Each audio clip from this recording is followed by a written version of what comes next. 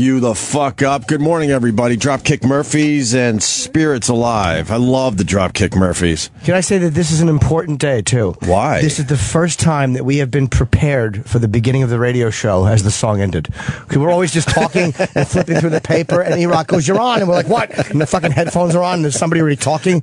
That's strange, because that's a really quick song, too. Yeah. That's a really quick one. I was all gearing up for a nice piss, and all of a sudden you threw your headphones on. I'm like, what the fuck is this? I want to run down the hall and get another cup of coffee, but Kenny's watching me closely. Yeah. Kenny is such a what would the word be? There's many cadaver, right, autistic, right. Friendless. I made the mistake of telling Kenny I don't want to drink as much coffee, right? Because that's my thing. I could drink 5, 6, 7, 8 cups of coffee a day. So I allow myself one, and then I usually do green tea and stuff. But then I discovered that they have a Keurig machine back there, which does individual cups of coffee. Oh my God! What's the Keurig machine? Sounds like something Craig Schenkel would say. What is that? It's just, you put those individual coffee things in there, and you get a nice fresh cup of coffee.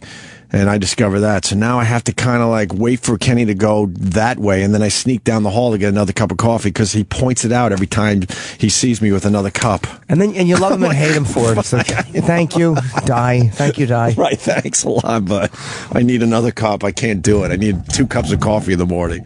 Dropkick Murphy, Spirits Alive. That was a Hard Rock Johnny pick. Okay. That's what I like about starting the show with a song every day. I'm getting turned on to new songs or songs I don't really know that well. And I don't think I know Spirits Alive as a song by the Dropkick Murphys, and now I do, and I love it. A lot of their stuff sounds the same to me, and it's not because they're a bad band. It's like the same as the Pogues.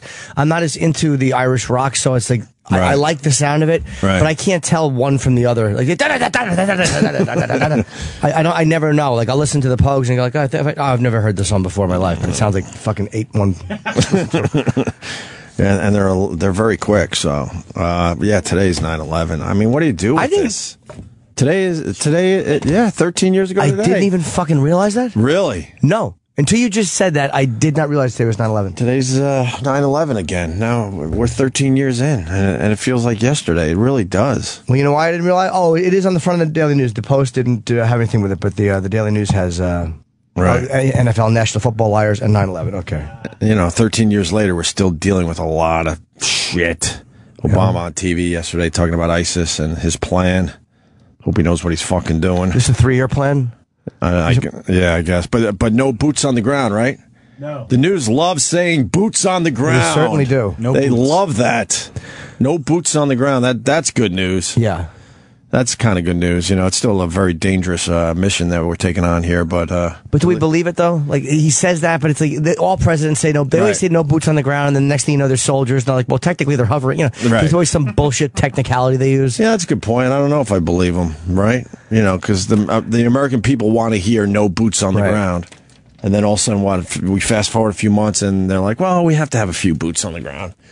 I don't know. We'll keep our fingers crossed, and hopefully we can figure that one out. I just don't like. We're always getting involved. I don't know. People tell me I'm ignorant of foreign policy because I become a bit of a separatist.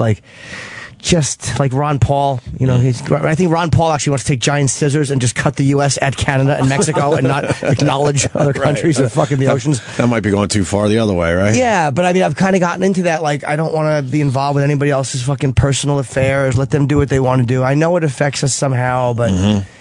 I'm just sick and tired of being other places. Well, that's how the world used to be, before media. You didn't know what the fuck was going on everywhere else. No, you didn't. I mean, you got to go way back in time, but you had no fucking idea that genocide was happening as you're enjoying your little life somewhere else. You saw Collins, it wasn't, it was unconstitutional, the one before. The one before. Where he talks about the luxury we had of not acknowledging we were at war. Yeah. Because we're at war now, and he would say, like, you couldn't ignore the fact that we're at war. Like, you just, look out your living room window, and there was fucking people running. Right. Down the field. But he's right. Like, at one point, you could never not acknowledge that your country was doing battle. But now you can just kind of go, yeah, we're over there. Yeah. So, but what do you do with 9/11? It's brutal.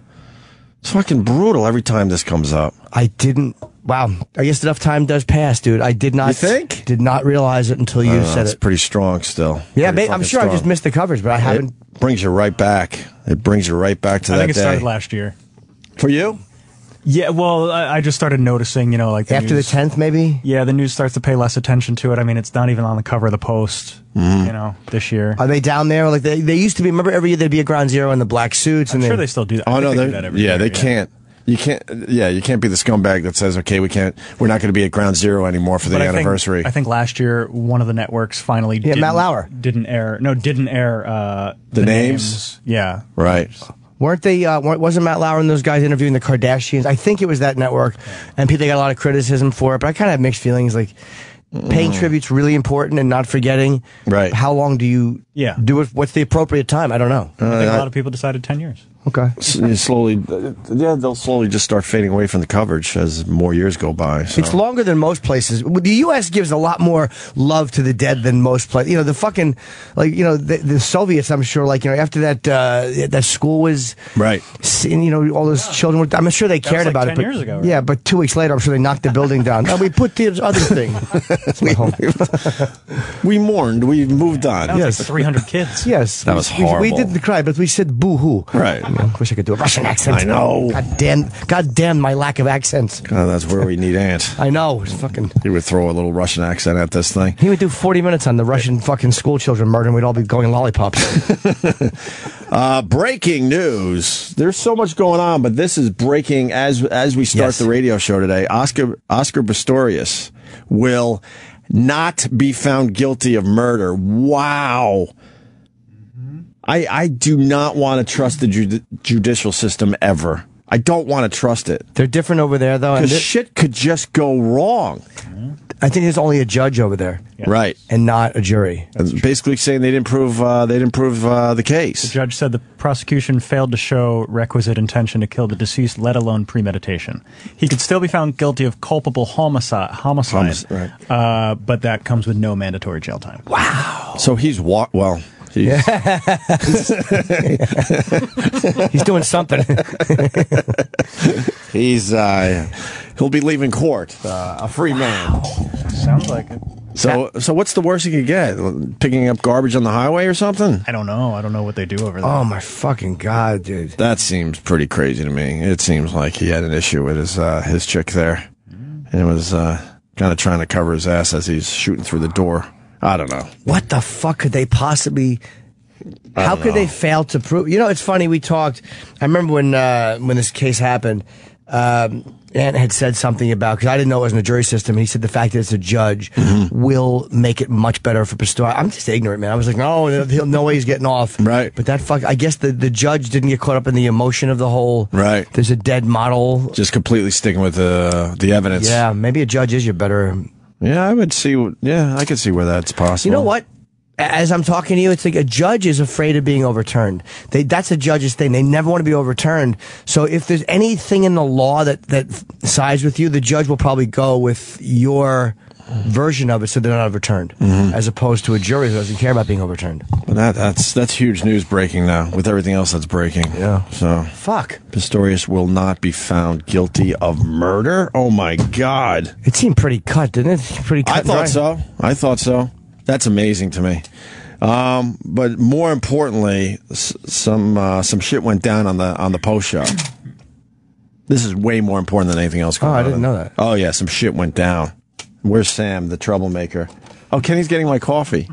Oh no, is it green tea? Fuck. Let's see. Sometimes Kenny will fill a bucket with his own saliva and make me drink it. Kenny, is that my green tea? GH, may I present you with a green tea? Oh, fuck. Did you forget something in your car? What do you mean? Your head? I'm just wondering. And I'm going to back it up with a nutritious breakfast. Right. And then, as a special treat, I'm going to get you a vegetable juice. Ooh, thanks. This guy, when I ask for eggs with a little like Swiss cheese to just make it go down better. Cheese equals fat. See, he gets in my face about that. Ooh, I'm going to enjoy my green tea. Thank you, Kenny. Yes. Thank you so much. I had my 1 cup of coffee today, as you know. Good boy. So now it's time for green tea, right? Yeah. Okay. Yeah. And I hope you can do the show today without being distracted. By what? Sam has a bun in his hair. Ew.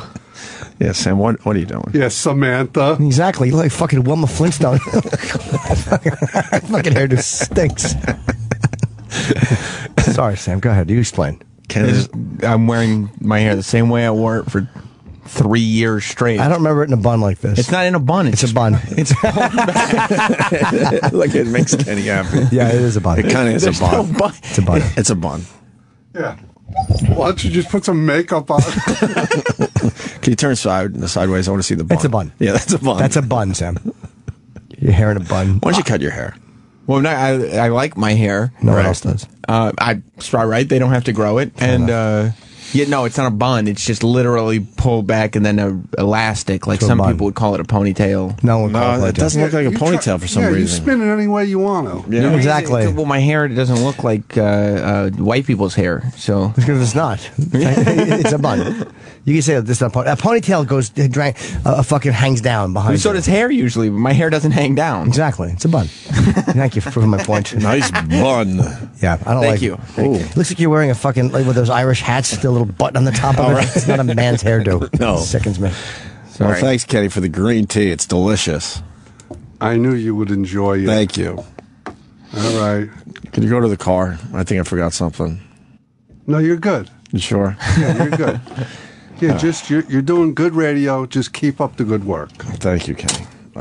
Sam, what happened on the post show? Some drama, huh? I mean, I thought you guys would want some follow-up on it because I talked to E-Rock about his side. Because remember we were talking yesterday about him having Ernie Hudson sign 6 autographs? Yeah. I asked for E-Rock's opinion on it, and he didn't get to voice his voice wasn't heard on the main show. He could pipe in Anytime he wants. anytime he wants. So that Lady Di Ernie Hudson thing was really fucking funny. Oh, thank you know what the really fucking funny. What? We played a clip of it on the pre-show. Right. Roland, I guess, didn't hear it when it first happened. Yeah. And when I put the clip on, his jaw dropped because he thought Ernie Hudson was actually calling Lady Di a bitch. Yes, and I do what is considered the worst Ernie Hudson in history. Yes. Which you admit during the Ernie Hudson impression. I just realized it sounded like Foghorn Leghorn. But like, she's buying it, I guess. Can we put a little highlight together of that? Because that was really funny. We got it. Yeah, we got a clip. No, I mean, all right. Maybe produce it a little bit or something. I don't know. Oh, yeah, sure. We can make a bit out Put of something together with that because that was I really enjoyed that yesterday. But here's E-Rock commenting about Jim, talking about E-Rock getting a lot of things signed by the celebrities that come through. Don't you think that asking, like, I guess, first of all, I find it interesting that there was a time when that would have been an hour. You know what I mean? Like when they would catch you doing something like that and it would have been an hour of radio. No, but it's only one person who ever brings it up. Who? Jimmy. Jim? Yeah, it's always him. Why do you think that is? I don't know, but it's just a little weird. Why? Because sometimes he has a bunch of things, and, you know, and that's well and good, and that's all for himself. But for something like that, when it's for, you know, to give away on the show or something, for some reason he seems to have some kind of issue with it. You think it's hypocritical? I don't know what it is. I mean, I know like on the air was really funny doing Jimmy Hudson or Ernie Hudson, whoever whatever that was. was. Yeah, Foghorn Hudson. it was. But yeah, it always just seems to be Jimmy bringing it up. Why is E-Rock gulping? Is he a little nervous? Well, here's the A problem. little nervous? But E-Rock's right. I do bring it up. And here's why I bring it up. I don't care if you get something signed. It doesn't, of course you can get something signed. But it's like when you have 6 things sitting out there, it's different than just getting something signed. Like, I get something signed or I get of course I do. I would never say someone shouldn't get a picture. This is where sometimes the bookers will come and get a picture because they know that we like to do that. Right. But it's just, if you got fucking 6 things out there, I've never brought in a shitload of things. Look, if it's somebody you idolize or worse, if it's Hulk Hogan, I get it. But it's like when a bunch of people come in, there was a time when none of the staff was allowed to get stuff signed. And that was when, before Steve, that was when Ben was executive, but he went anybody. And I thought, the staff should be able to get, you know, I think that that's fair, but he gets a picture and of course. So that's my issue with it, Eric. It's not that you're getting something signed, it's that there's always a bunch of stuff. Jimmy bringing it up, so I don't know why. No problem with it. It's whatever. Do you see his point? Do you think 6 items is a bit much? No. You don't? No. So you... Hold on. But I would say it would depend on the guest. What does that mean? Well, Ernie Hudson is on the, on the Lou Ferrigno tour as far as conventions and whatnot. So I really don't think it's, it's not like, it was like Ricky Gervais or somebody of that caliber. Sal, is it just me? And this is a compliment to Eric Nagel, by the way.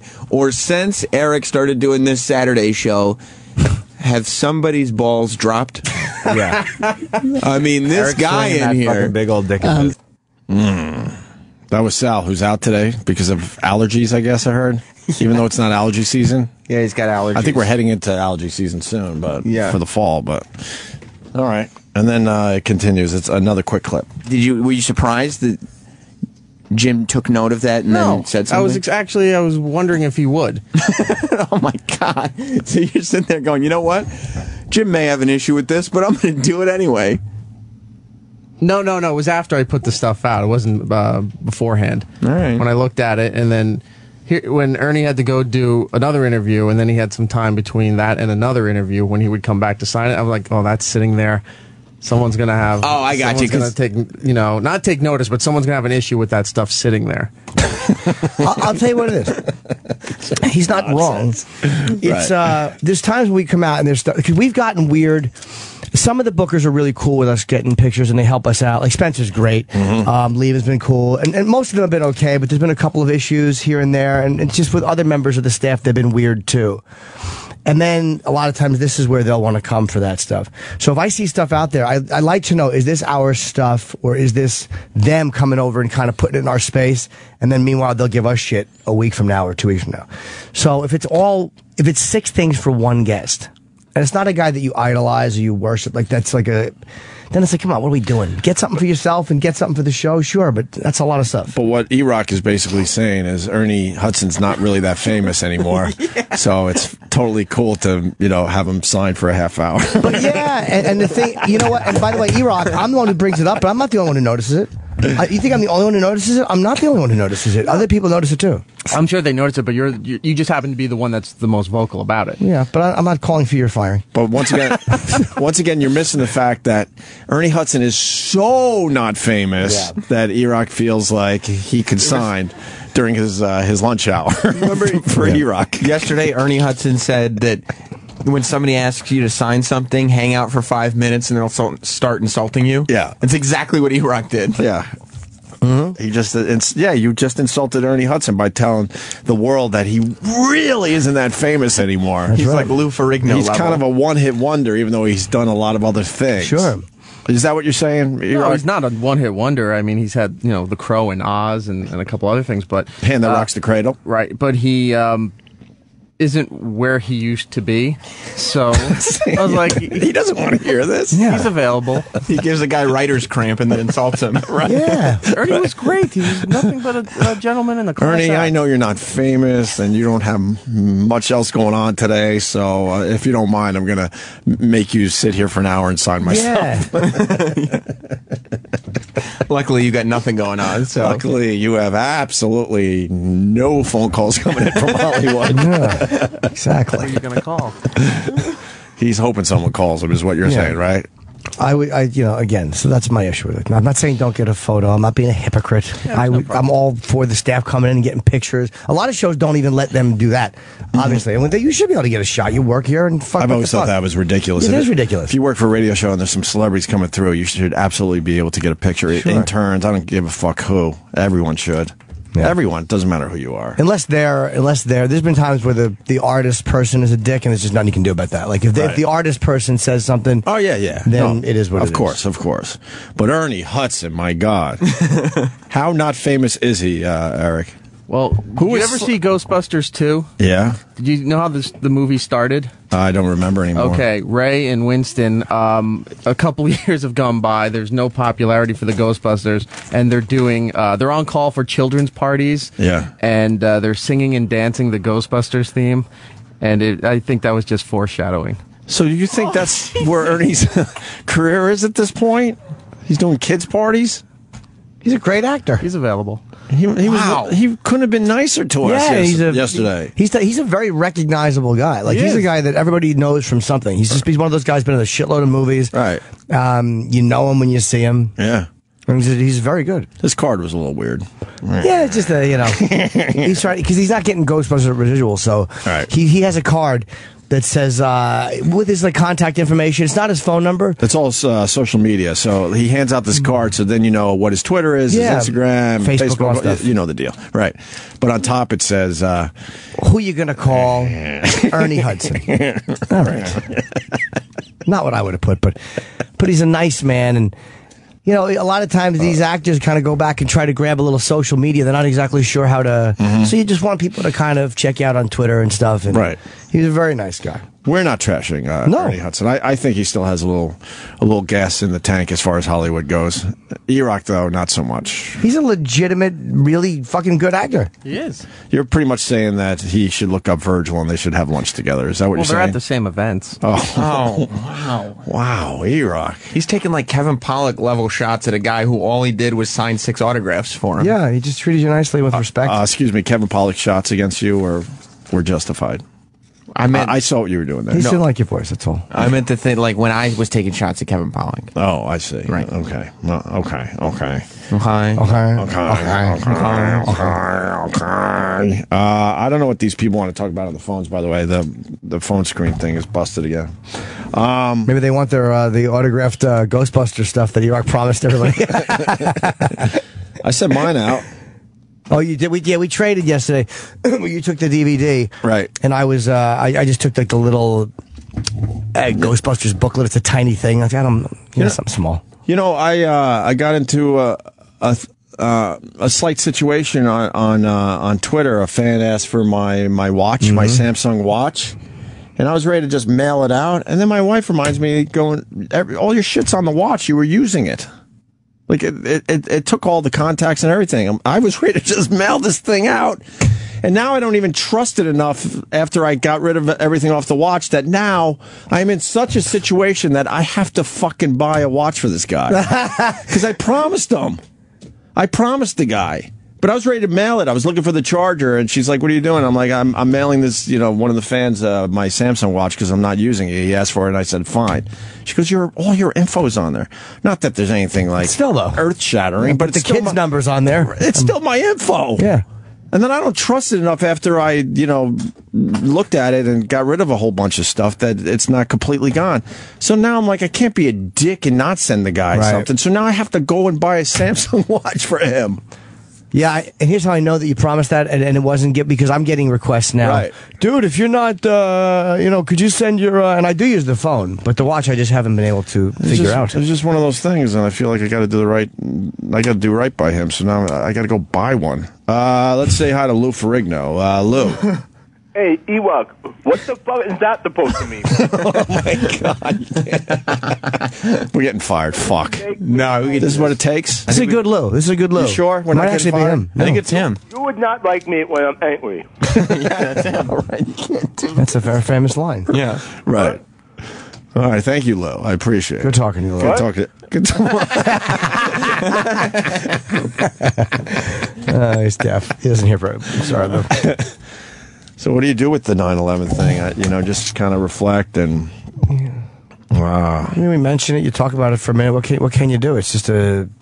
I still go on. I told you last week that I didn't even know why they were showing those documentaries. I'm like, why are they... Yeah, they I was always watching ramp the up. thing. Yeah, I forgot that it was just coming.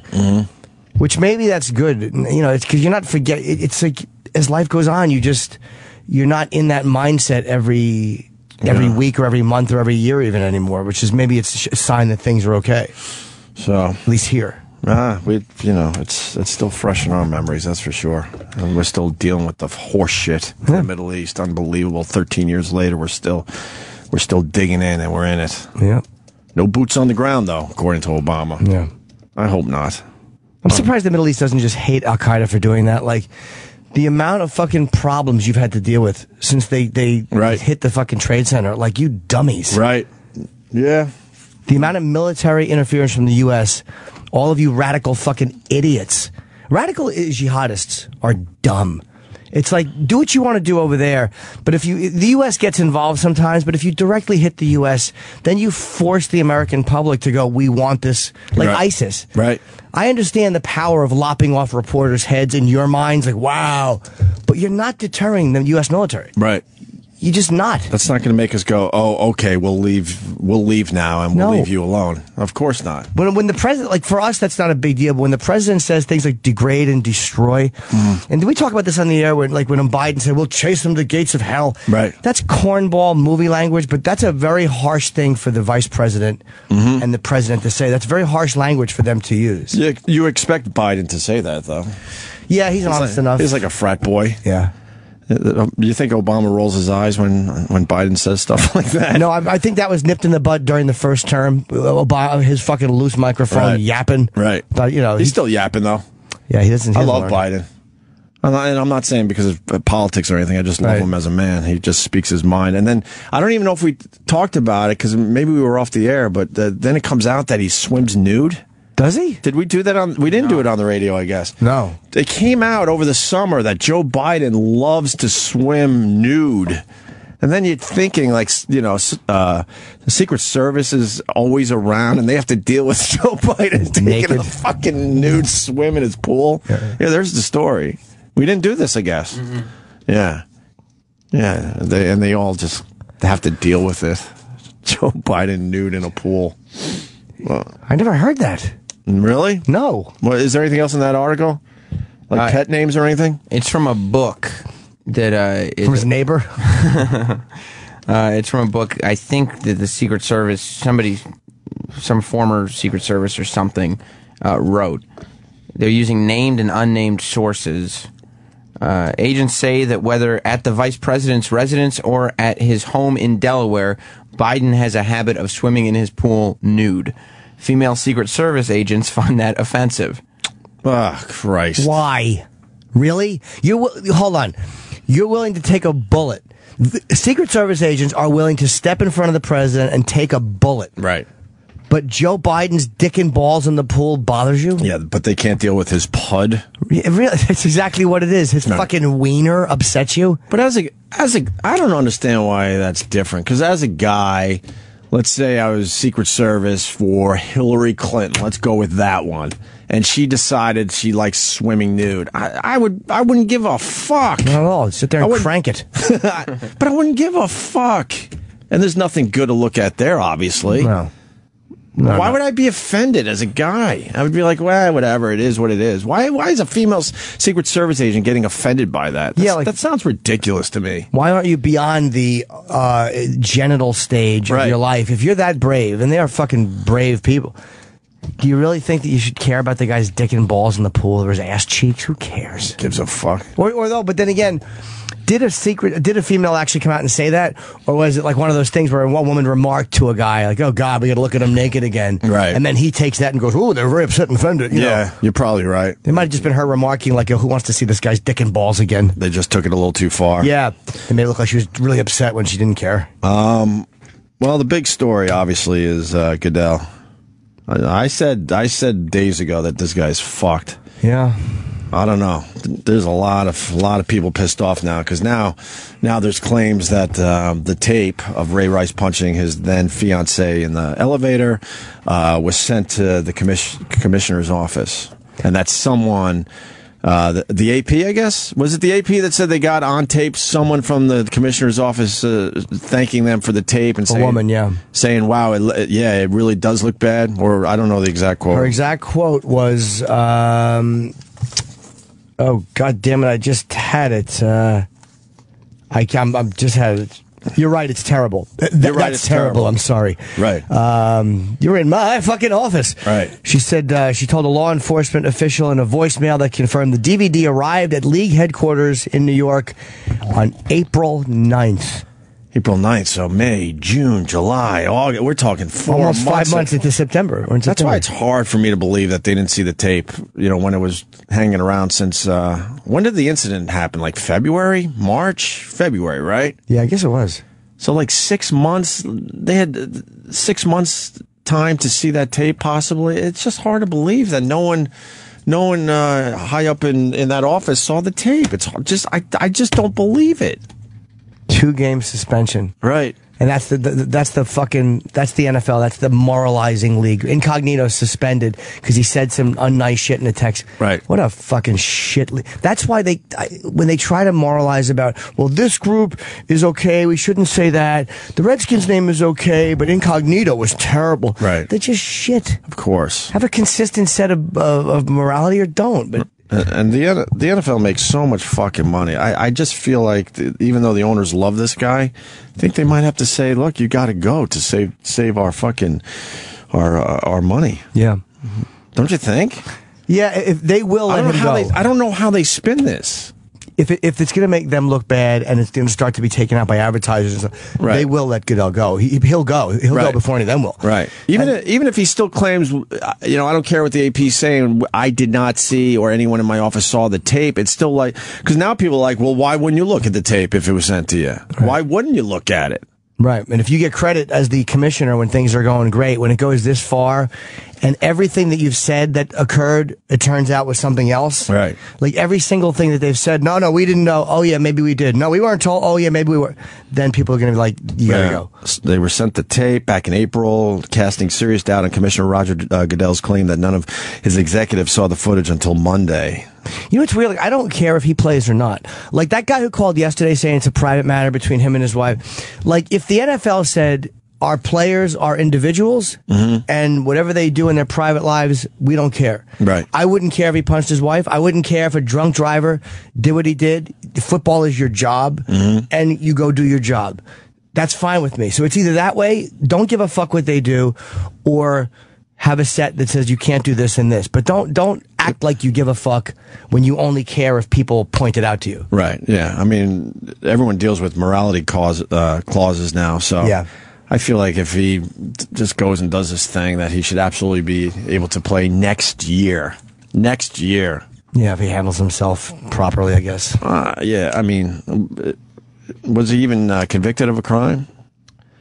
I don't know. I mean, it's hard. It's hard not to have some kind of a battery charge because anybody else with that video is going to jail. I don't know how long you're going for, Right. And then everyone throwing in their 2 cents, like they can't believe this woman is staying with them. We don't know their fucking relationship. Yeah. We know 2 to 3 seconds of their relationship, and it was fucking brutal and horrible. But I'm not in their house. Yeah. What, did some feel like she's being held hostage, basically, That's and that she needs to be rescued from this guy? I don't know what kind of relationship they had, and it's shitty what happened. But maybe they found how to forgive in that relationship. I don't know. Yeah, didn't Pam marry Tommy a second time after all that nonsense, or get back with him? Right. It happens all the time. But a lot of women are basically saying, "Oh, she just doesn't know better." That's not This true. guy's going to do it again and all that. I don't know how that works. Maybe it was an unfortunate one-time thing. And it's horrible and brutal, of course.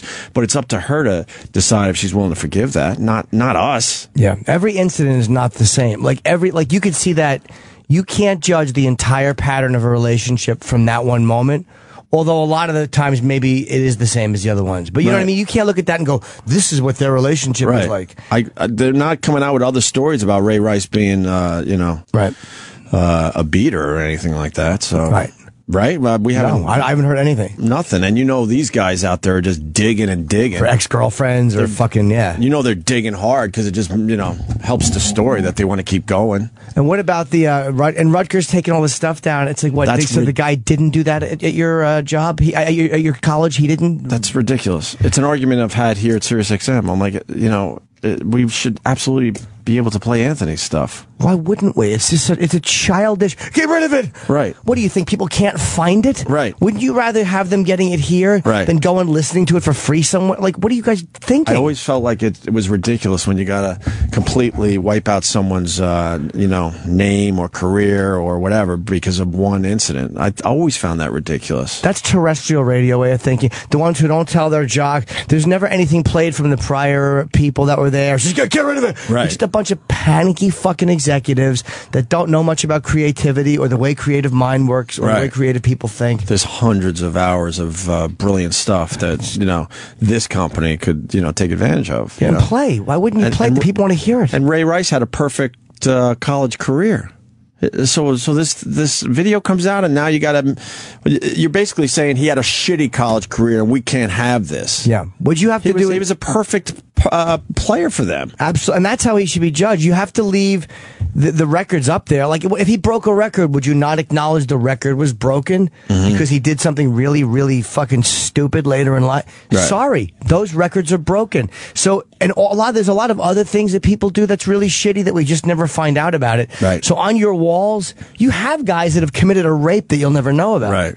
You have guys that have committed a felony that you'll never know about. They did it to Paterno, taking all his wins away. That's ridiculous. Yeah, I was happy though, just at a dick level. I was like, "Fuck his statue." Sometimes you just got to be a dick. You go, Yeah. at a dick level. That's kind of good. That's kind of good that they did that. You are hurting the players by doing that. Though. But The it guys is- had nothing to do with it. In a way, it's just ridiculous. So officially, what? Officially, Joe Paterno never won a game, I guess. Yeah, it's really a As bad a coach, record.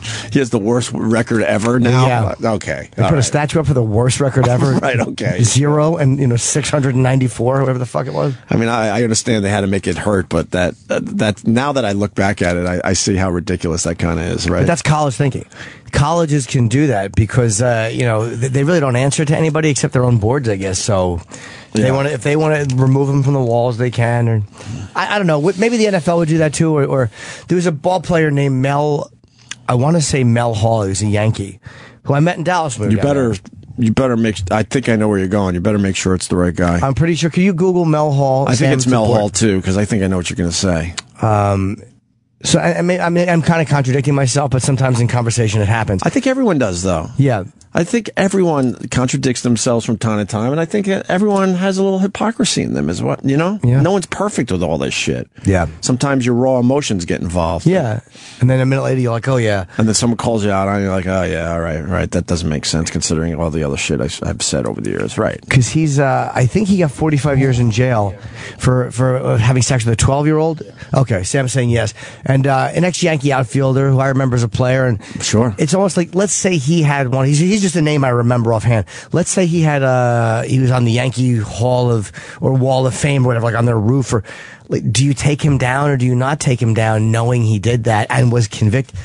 I mean, if it's a record, you can't take away. Right. If it's a physical record, it's there. Right. But if you honor him in some way on your thing, do you scrub him off the wall and go, we got to get this guy's fucking statue down? He fucked a 12. Like, what do they do? I think you just spray paint asshole across his Or maybe you you keep put it up, but you put something. Put something in front of it. Right. That's a good question. See, because now I'm going to contradict myself. That feels to me like, yeah, you kind of got to take him down. You know, I don't know. it's because having sex with a fucking 12-year-old. So I just contradicted myself. See, proving your point. I mean, sure, here we in the studio can understand why a man would do that, but a lot of the fans might not. Is he still in jail? Oh, forever. Mel Hall is still in jail. In Texas, yeah, right? Why don't we ever hear about it? I heard about it when it happened. I mean, we talked about it. No, I know, but how long ago? I want to say 5 years ago. It wasn't that long ago. It was... oh, okay. What's that? I think it was 09. Okay, yeah, so 09, 5 years ago. Yeah. Mel Hall, I was 12-year-old. Jesus. Yeah, that's it was an ongoing thing, I think. Wow. I don't know why I'm worried about, legality. He's in jail for a fucking long time. Right. He ain't getting out. I mean, 45 years, even if you have to do half of that, that's almost 23. Yeah, he's not eligible for parole until 22 and a half years in. Oh, so 50% of the... He'll be dead. I mean, he's an older guy. I mean, probably- Mel Hall was playing when I was a kid. I'm guessing he's 55, 56. That's it? I'm guessing. No, maybe I'm wrong. He's only 53. Oh, wow. So around 70 years old, because he's done 5, he could maybe get out. Yeah. That's a lot of your life. And they may not even let you out first time for that. Of course. Texas does not play games. So the Goodell situation, I'm thinking this. I think the owners are trying to save his ass because Goodell has been great for business. But if this mob mentality, which all you have to do is go on Twitter and see it for yourself, if it keeps going, man, the pressure is going to be so much that I think they're going to have to say, look, you got to fucking go. We hate to do this, but we have to save, have to save our business now. Isn't this the same league that is suing Who's the performer who gave the finger during Madonna? MIA. MIA. MIA. Aren't they suing her for money because she did that? I think they were. They were suing. This is the same group of people. They definitely went down that road. I don't know where it's at, that case, but yeah, and she was kind of shitty to do that. Like, you fake maverick. You know there's kids watching. It's like, if you, wow, fuck you to the camera. Like, really? Right. Grown up. Right. It's a dick move. Right. But this is the same league suing a performer like that. And I guess you fucking belt your wife in the face, and they will allow it to go by if they can get away with it. And the National Organization of Women want Goodell out, but there's no surprise there. No, but it's like if his office knew about this and they gave him a 2-game suspension, as much as now irritates me, they might on this one they might be right. What was he thinking? Just one of those things where was that the penalty that was in place, so he felt like that, that's the best we could do on this one? I don't understand this, because seeing the video that we all did, and he definitely saw that part of the video of her just kind of being dragged out of the elevator. I mean, what do you think happened in there? So many of these guys have felonies, and so many of these guys do fucked up things. There's just usually not video of it. But you know how many of these things probably passed through his office a year? Right. This guy was drunk driving. This guy got pulled over. This guy did that. And they keep pointing out how many felons are in the NFL and how many players that have issues, major issues, and the stats are brutal, right? Yeah.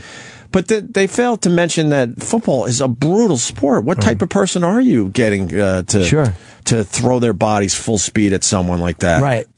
Of course, you're going to have some people that are are a bit crazier. Yeah.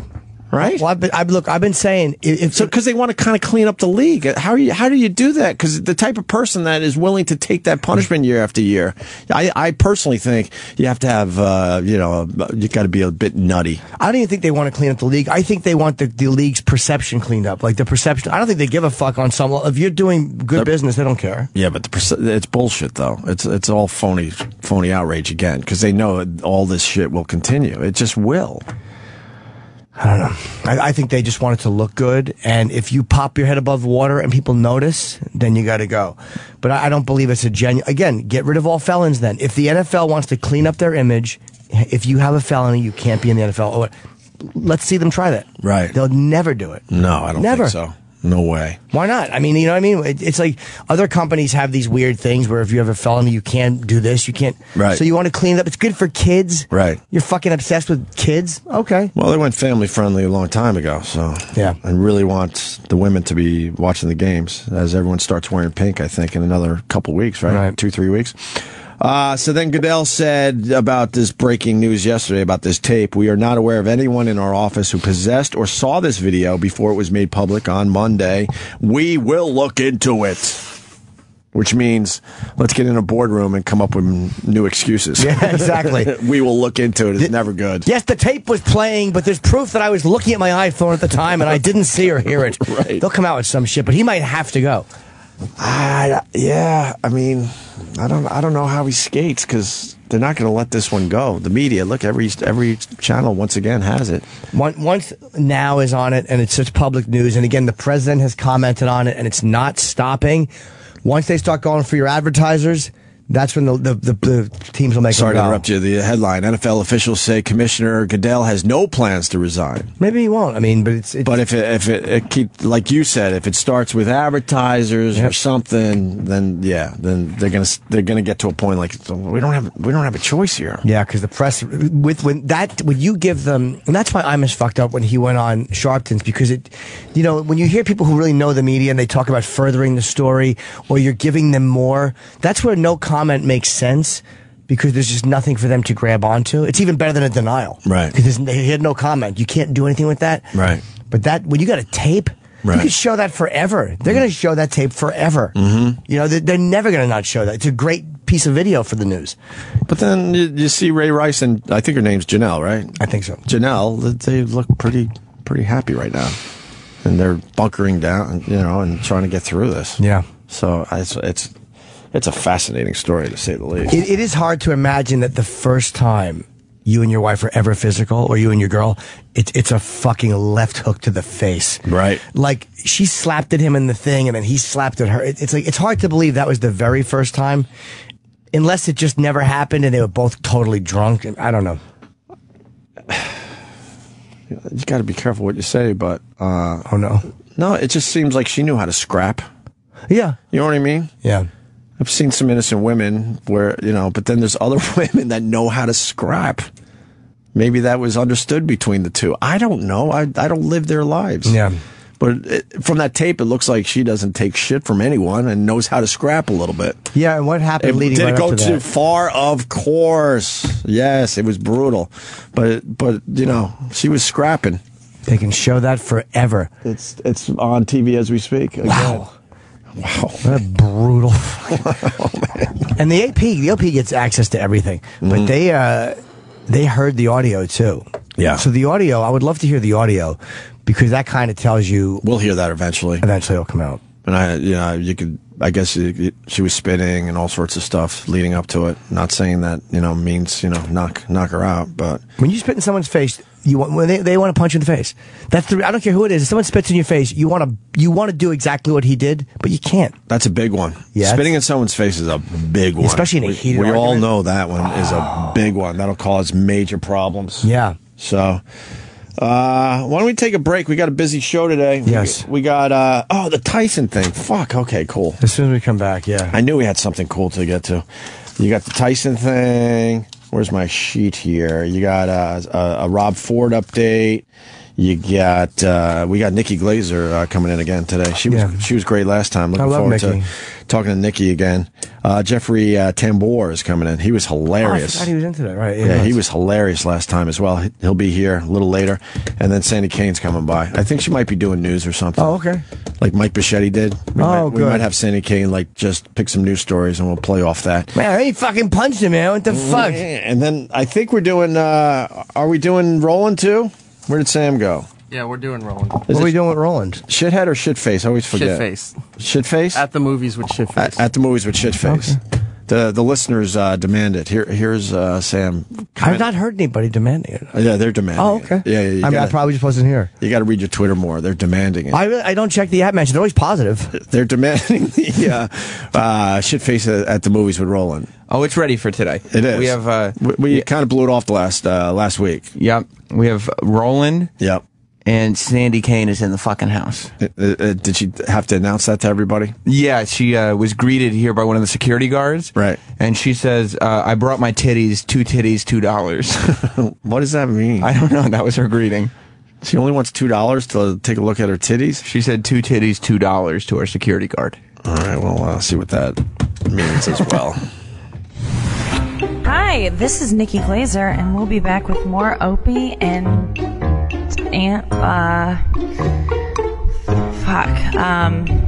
Opie and someone else. Welcome, and thank you for calling Porn Chat, connecting you with the adult industry's greatest legends. For English, press 1. Para Espanol, chinga tu madre, bendejo. Please enter the first 3 digits of your desired starlet's name. Now, connecting you with Jenna Jameson.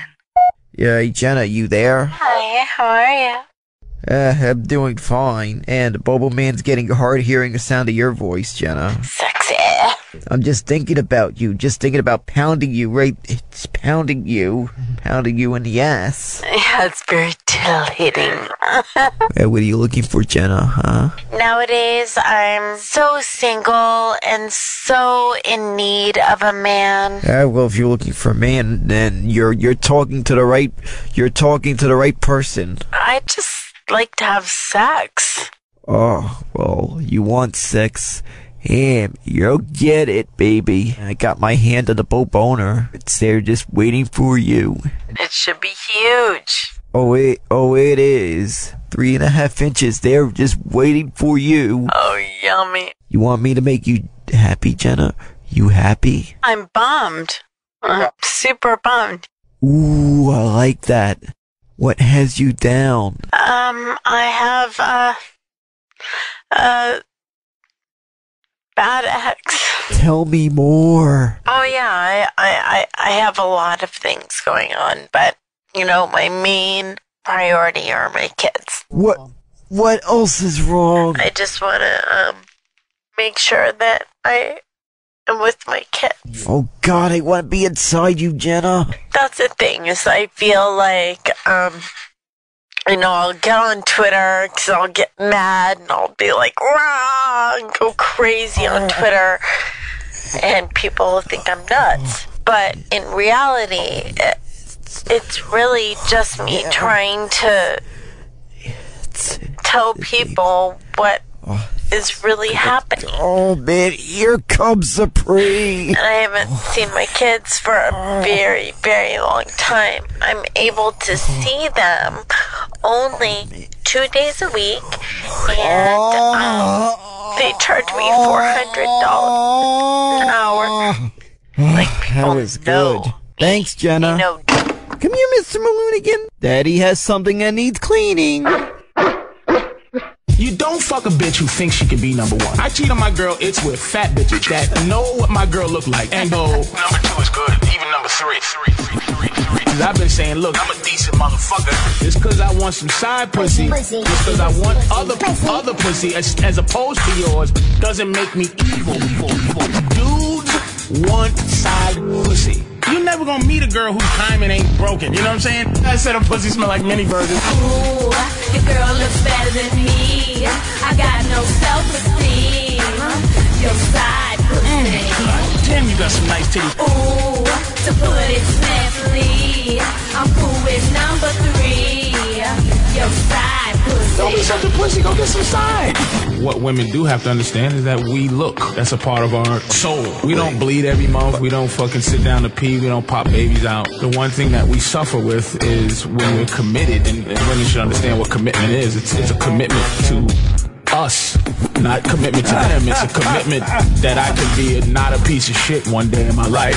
That it doesn't solve the problem of strange twat everywhere. One side pussy. We don't have the tools to fight young, delicious women that say, Patrice, I want to fuck you bad. First of all, any bitch who doesn't want her asshole licked is an asshole. Side pussy. Side. Don't be such a pussy. Go get some side. Ooh, take it from me. My ass is a guarantee. Your side pussy. You hear how delicious that sounded? Ooh, I'll be your fucky. I'm not too hard to please. Your side pussy. Don't be such a pussy. Go get some side. That's how Harlem got hooked on heroin in the 20s. They give you the uncut dope, and then soon as you go, they go, got you punk motherfucker. That's what they do, and it's not their fault. It's not malicious. It's just nature. That's what they do. They can't help it. Nigga, what are you talking about? Dudes want side pussy. Ooh, won't tell anyone that we get our fuck on twice a week. Your side pussy. Hey, can I lick your asshole? Ooh, your girl looks better than me, but I'm more nasty. Your side pussy. That's what I say to the milkman, nigga. Ooh, I wanna fuck you bad, Patrice. How you gonna say no to me? Your side pussy. Don't be such a pussy. Go get some side. You wanted more. You got it. The show is back. Stand up! Stand up! Stand up! Stand up! Morning, everybody. When I move, you move. Just like that. When I move, you I used to like this song. I never heard it. Is there a reason we're playing this? Just like that. Ludacris' birthday. Wow, how old's Ludacris? 37. That's it? We got Nikki Glaser outside the studio. Hell yeah. I'll be at the Stress Factory. I forgot to plug it. October nice. 2nd through 5th. So come on down and watch my nonsense. And also, we're still doing podcasts. And the people wanted the Bobby Lee stuff on a podcast. It's there. Go get it. How did they get the podcast, E-Rock? Our Twitter, Facebook, O&A show, or go to iTunes and Nice. and Anthony Pop. He was awesome, by the way. He was amazing. Bobby Lee was amazing. Hi, Nikki. Hi, Jen. Nikki was also amazing. Yeah, you look lovely. Thank you. Do you know Bobby? Yeah. He's great. Yeah, he is. There's a really weird, twisted honesty to Bobby. Like he's a sweet guy, but he's a little nuts. Like there's something very just lovely about Bobby. What was Lee. he awesome in? Just being here as a guest. Oh, okay, cool. He has a bit some anxiety. Did you put the story that he told on your show, Sam? Yeah. Oh, good. Yeah, because we missed a really good story by Bobby Lee, and it's on the podcast. Oh, what was it? Basically, how Ari Shaffir beat the shit out of him 3 times in a row. 3 times in a row. Why? First, because it was like a complicated story because Ari was dating. It was when Ari was dating Natasha Leggero, and Ari thought. I never knew they dated. Yeah, a while back. Wow. Really long time ago. Ari thought that Bobby Lee, and she was dating somebody else while she was dating Ari, and that's why they broke up. And Ari thought that Bobby Lee set them up, and Bobby Lee did not set them up. And so, at first, and then halfway into the story, Bobby Lee told me that he also owed Ari $4,000. So that probably had something to do with it. But over like the course of 3 weeks, Ari Shaffir beat the shit out of him 3 times. Are they friends now? Yeah, now they're friends. But like the first time he knocked him out unconscious, kicked him in the face repeatedly. The second time, I didn't know Ari would be capable of violence like that. Yeah. The second time he started choking Bobby Lee so hard that like his thumbnails made Bobby's neck bleed. Jesus. Yeah, and the third time he came up behind Bobby in the parking lot and punched him in the back of the head. Wow. And Bobby fell face first. And this story is on the podcast, so there's some extra material just in case you didn't hear it from Sam's show on Friday. We should get it when Sam does Fridays. The next time we talk to Ari Shaffir, we should ask about that. Oh, you think? Yeah, that's fucking wow. I think it was at the Comedy Store, and Bobby kept asking them to ban Ari, and they kept saying no.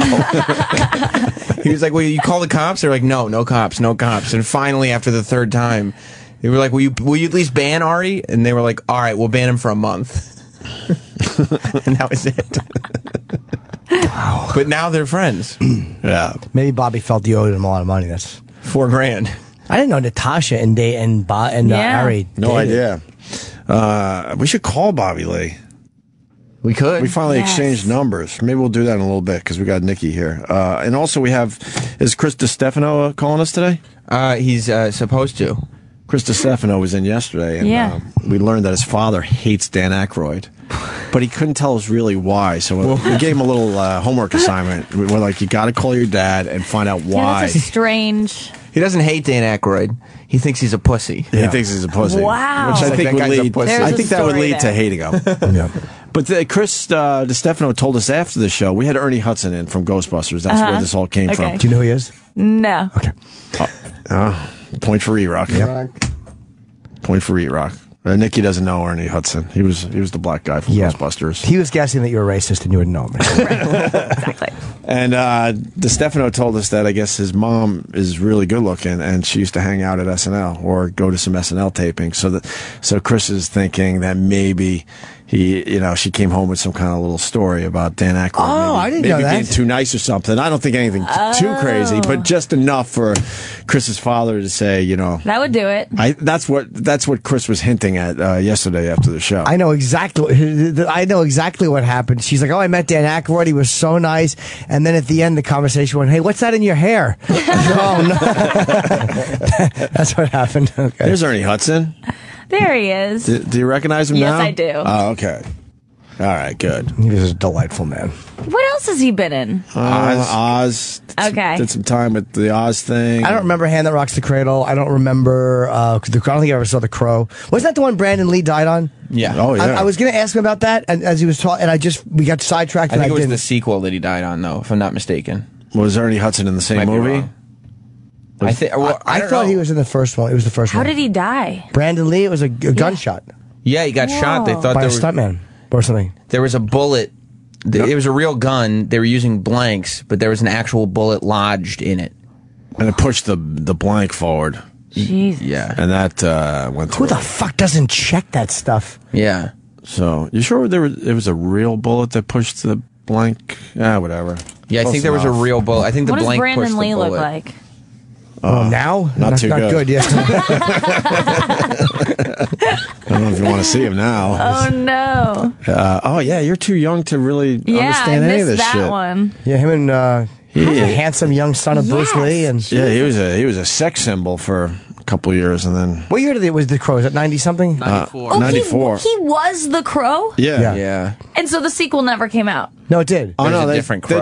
They said fuck different it. Crow. They Yeah. they did that filming it differently and stuff. Yeah. So they basically made believe he never died. Yeah, just gave him a beak. I'm like, all right. Yeah. Fuck. I want to see what he looks like. I don't remember.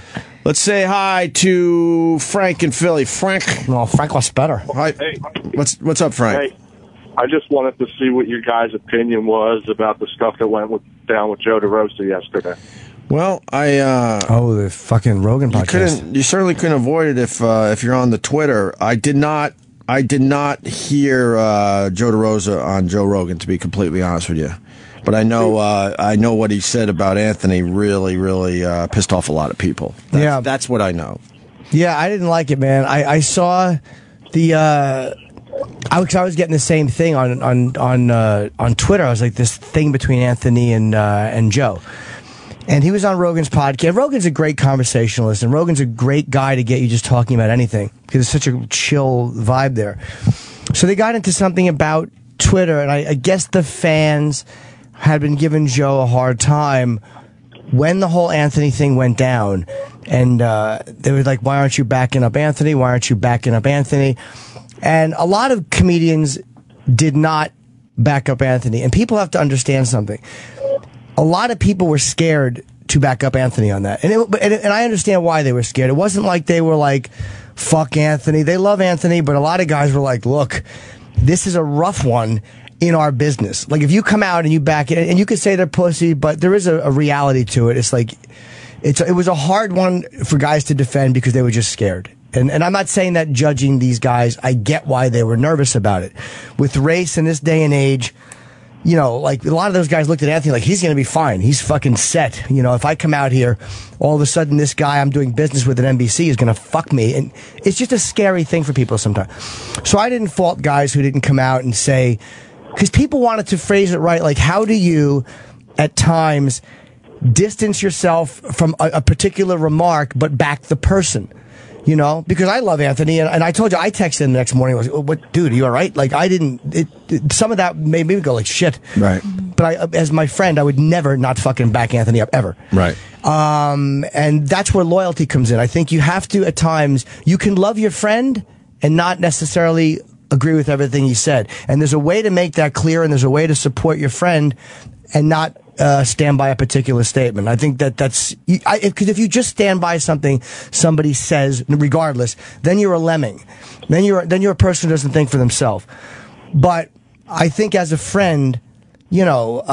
So anyway, I'm getting babbling here. On the podcast, it came up somehow because he was saying guys were fucking with him, and then he's like, you know, man, I got to tell you, and he kind of started talking about how he didn't like what Anthony said, and I'm paraphrasing.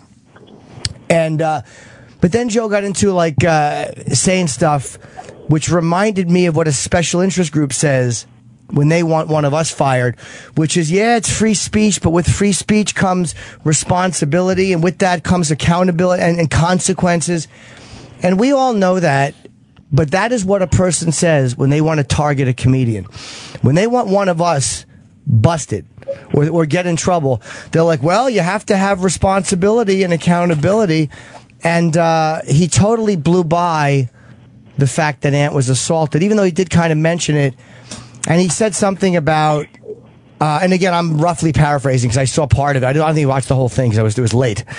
You know, and like, how do I, like, you know, I'm thinking about my black friends, and I don't know how to deal with them or something to that nature.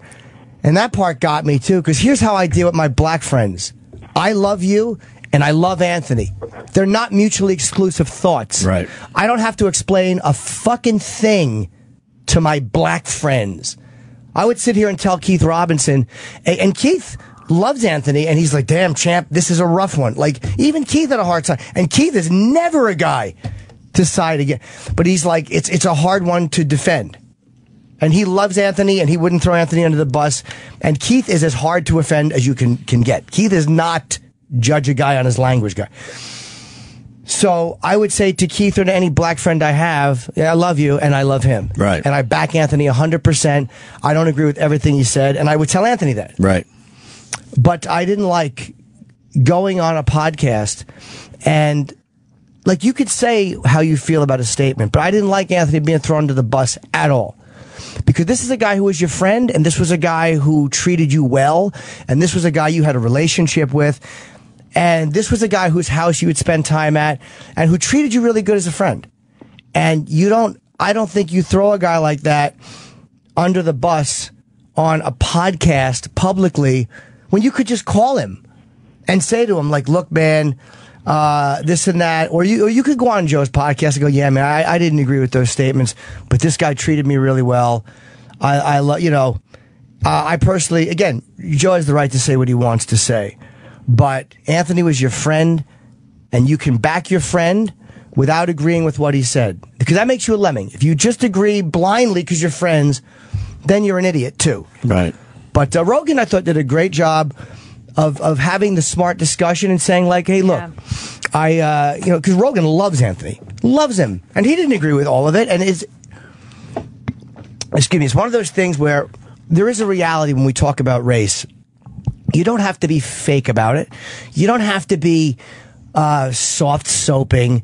I mean, you do have to realize what it is we're talking about and handle it a certain way. It's like anything else. Mm-hmm. You know, if you talk about rape, there's a way to discuss rape, and then there's a way to discuss it where you're just going to wind up getting yourself unnecessarily fucked and you lose your point. So that was my issue with it. I didn't like it at all. But again, I don't. And then he's talking about It became personal. It became, Nikki's right, became personal because he's saying something like, well, they were killing Joe on Twitter for not backing Anthony. They were killing Bill Burr on Twitter, and Anthony came out and goes, hey, don't fuck with Bill, he's my friend, and he didn't go out and say that about Joe. Right. So Joe kind of made it about himself, but the reality is Anthony's watching his job go down the toilet. This thing he's been doing for 20 years is going away. He was in a fucking Twitter spiral at that moment, and he knows it, and he said it. So maybe he wasn't thinking about coming out and defending every comedian who was hearing shit from the fans. So the fact that you would even notice that, like, is, to me, in that moment, how could you think that way? And even Rogan said, you're starting to sound like a scorned girl, or whatever, or however he said it. You think he missed?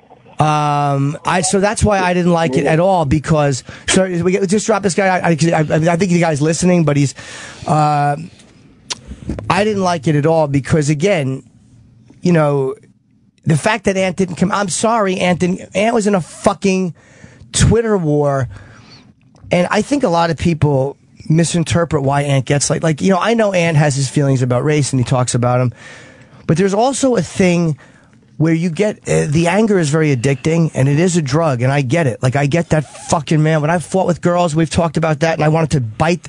There is a thing where that rage gets so addicting, and when you're in that moment, it's so hard to break free and go, okay, I'm not going to talk for a little while. Right. And when you look at the way race is reported in the media, Anthony is not wrong. That they have a narrative which is not based on caring about black people. It's not based on being genuine. It is based on, like the reason the cops, the media's in Ferguson is because it's good for them. Mm-hmm. And it's a better story, innocent black youth, and they always show the certain photo shot by white cops, and that might even be the accurate story. But they don't care about necessarily what is the truth. They care about the story that goes with their So Ant's rage at the fucking press, a lot of times, I think, comes off like, I think a lot of times Ant doesn't even look at race the right way because he's so angry at the press. And it's like, there are times where, you know what, man, an innocent black guy did get shot by a fucking white cop, and fuck that white cop. Mm-hmm. Fuck that guy. He's got to go. And I know the instinct is just because you hate the press to defend the white cop automatically. You know what I mean? So I think sometimes our anger gets the best of us, and we look at it in a more jaded way than we should. But all of that is not coming from a place of fuck, but, you know, because he's one of those guys where, you know how Ant rails against Obama and the taxes and all that shit? He's a guy that hates anybody putting their fucking hands in his pocket. And yet when we go out to dinner, he's the first one to grab the check for everybody. He's not a cheap guy. But, you know, that's just a thing with him. So I think a lot of times that gets clouded in those discussions. And I've had it happen too, man, where I've gotten so angry at the fucking press for the way they cover something. And then aside from that, he's got his feelings about race too, which are further in that direction than mine are. You know what I mean? So it's like, I'm not going to lie to you and say that Ant's a fucking bleeding heart, because he's not. Right. But I think sometimes it clouds the way he communicates that, because he gets so fucking angry. And, you know, Chris Rock said about ignorance is bliss, but comedians see everything, and that's torture. And it was such a smart thing for Chris to say. And in Anthony's case, he's such a smart fucking guy that he sees everything. And when you focus in on the way that that's happening and the way the fucking press is being a certain way, you just begin to look at everything through those, and it's hard not to. It's very hard. Like, I hate Al Sharpton so much because of how he looks at race. He's such a fucking hunk of garbage. And then I still find but you know what? He was right about certain things. It's hard to say that. It's hard for those words to come out of my mouth. Sharpton was right about the fucking Central Park joggers, who, yeah, they were shitty. They were out doing shitty things. But it doesn't look like they raped that girl. It looks like they were telling the truth. DNA exonerated those guys. Right. No DNA. Right. And it came from this one guy. I forget the guy's name, doesn't matter. But all this time, I allowed my dislike of Sharpton, my visceral fucking hatred for this cocksucker, to cloud me actually saying maybe these guys didn't do it. Right. Maybe these guys, yeah, they were shitty dudes, by the way. They were out doing fucked up things, and they did deserve to go to jail for something. But not that. So, you know, I've been guilty of that too, allowing my dislike of a certain thing to cloud the way but whatever. I don't mean to ramble off. I'm only saying that, you know, to paint a complete picture of Anthony. No, it's fascinating to listen to. He's not some fucking blinded. And that Stormfront thing he went on, by the way. The radio show he went on. I don't like the Stormfront guys. They're racists, and I'm not saying that because I'm afraid to lose. I don't like them. And I don't like that fucking white supremacist thing. I don't know if he knew. What I've been told, and I didn't ask Anthony because I didn't think to ask Anthony. I would have when I saw him. Was Keith told that they didn't realize exactly the podcast he was going on, and he was going on to defend himself. I don't know if that's true, but I really did not ask Anthony. But say it is true, and say it's not true. Say he did know and he went on. So what if he went on a fucking white supremacist pod? Who gives a fuck? Now you're going to say whose podcast you can go on and speak, because it's almost like nobody fucking asks the news why they go and interview Charles Manson. Manson has a fucking swastika tattooed on his forehead. Manson was responsible for the fucking massacre of a girl with a baby in her stomach, and the fucking press can't get over there fast enough to sit across from this guy and talk to him. Right. They can't get his fucking Jew-hating, and he is, because he has a swastika on his head, they can't get this cocksucker on TV fast enough. Right. They can't listen to his opinion. If he wanted to talk pop culture, the press would listen to him. What do you think about Britney?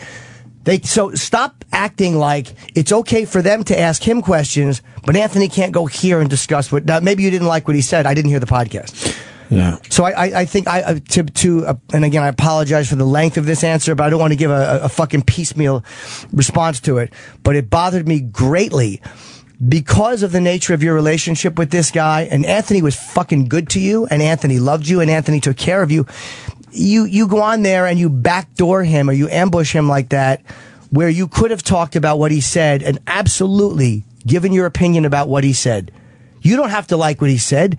How many times has Bill Burr argued with Anthony? Bill Burr has made clear by being in this studio that he doesn't agree with Anthony's views on that. How do you know? Because Bill Burr and Anthony went fucking head to head. Right. Patrice and Anthony would go head to head. Right. And they walked away, and they both knew how the other guy felt, and they loved each other. Right. And on this one, people gave Bill shit because Bill didn't come out. And I think Bill was caught in a dilemma, because I don't think Bill liked what he said, but I think Bill likes Anthony. Right. And that's a tough position sometimes, where people don't want to come out and defend what you said, because for them it's a very personal thing. But he doesn't want to throw Anthony under the bus either, because and Bill's not afraid of O&A fans. Bill loves O&A fans. And Bill knows what this show has done for him. But Bill is on a different level now. And Bill doesn't need to come in here. Bill comes in here out of loyalty and because he loves it. So, you know, the fact that he didn't come out and defend Anthony wasn't a sign that he doesn't like Anthony. He likes Anthony fine. But I think it's a sign that it's hard for him to defend certain statements. And he just, sometimes, man, there were certain guys that just didn't badmouth it just because they loved Anthony so much, and they didn't know how to not defend the statements without badmouthing Anthony. Do you know what I mean? So there were guys whose silence didn't represent them going, fuck you, Cumia. It represented them going, I like Anthony too much to make true my feelings about these statements. There was that too. So every comedian that didn't come out and defend Ant, you can't motherfuck. But I didn't like the way that was handled at all because I felt Anthony deserved better. The whole issue wasn't black and white. No. No. I mean, for real, though, it wasn't. You're right. You know. So what do you think? Joe should get him flowers? You know, I don't know. Because they were close and they did, I think they were drinking buddies, right? Yeah. They And he out said had Anthony a should few apologize. beers. He said, I was surprised Anthony didn't apologize. And they need to talk. I don't know if they do or not. However, Ant would handle that. I think they should talk. If a guy did that, maybe to not on Twitter or podcasts or radio shows. Maybe they need to have a discussion. If a guy came out on a podcast and did that to me, a guy I was friends with, and kind of, my thing is I would never acknowledge he was alive again. But I'm not saying that's the way to handle it. I'm only saying that for me, I'm an asshole like that. But I felt that having a personal relationship, you should talk to the guy first, not get his approval. But I didn't hear during that discussion, hey, he gave the proper disclaimers. Like whenever the stunt is done on television, they say, don't do this at home. But you know that they don't give a fuck if you do it at home. It's an insincere but proper disclaimer to give. Right. And that's why those disclaimers mean nothing. They're legalese. They're legal speak. I think it was building up in Joe DeRosa because when Ant started his show and asked if Joe was coming on, Joe didn't really give an answer. And then the fans, started beating up Joe about that.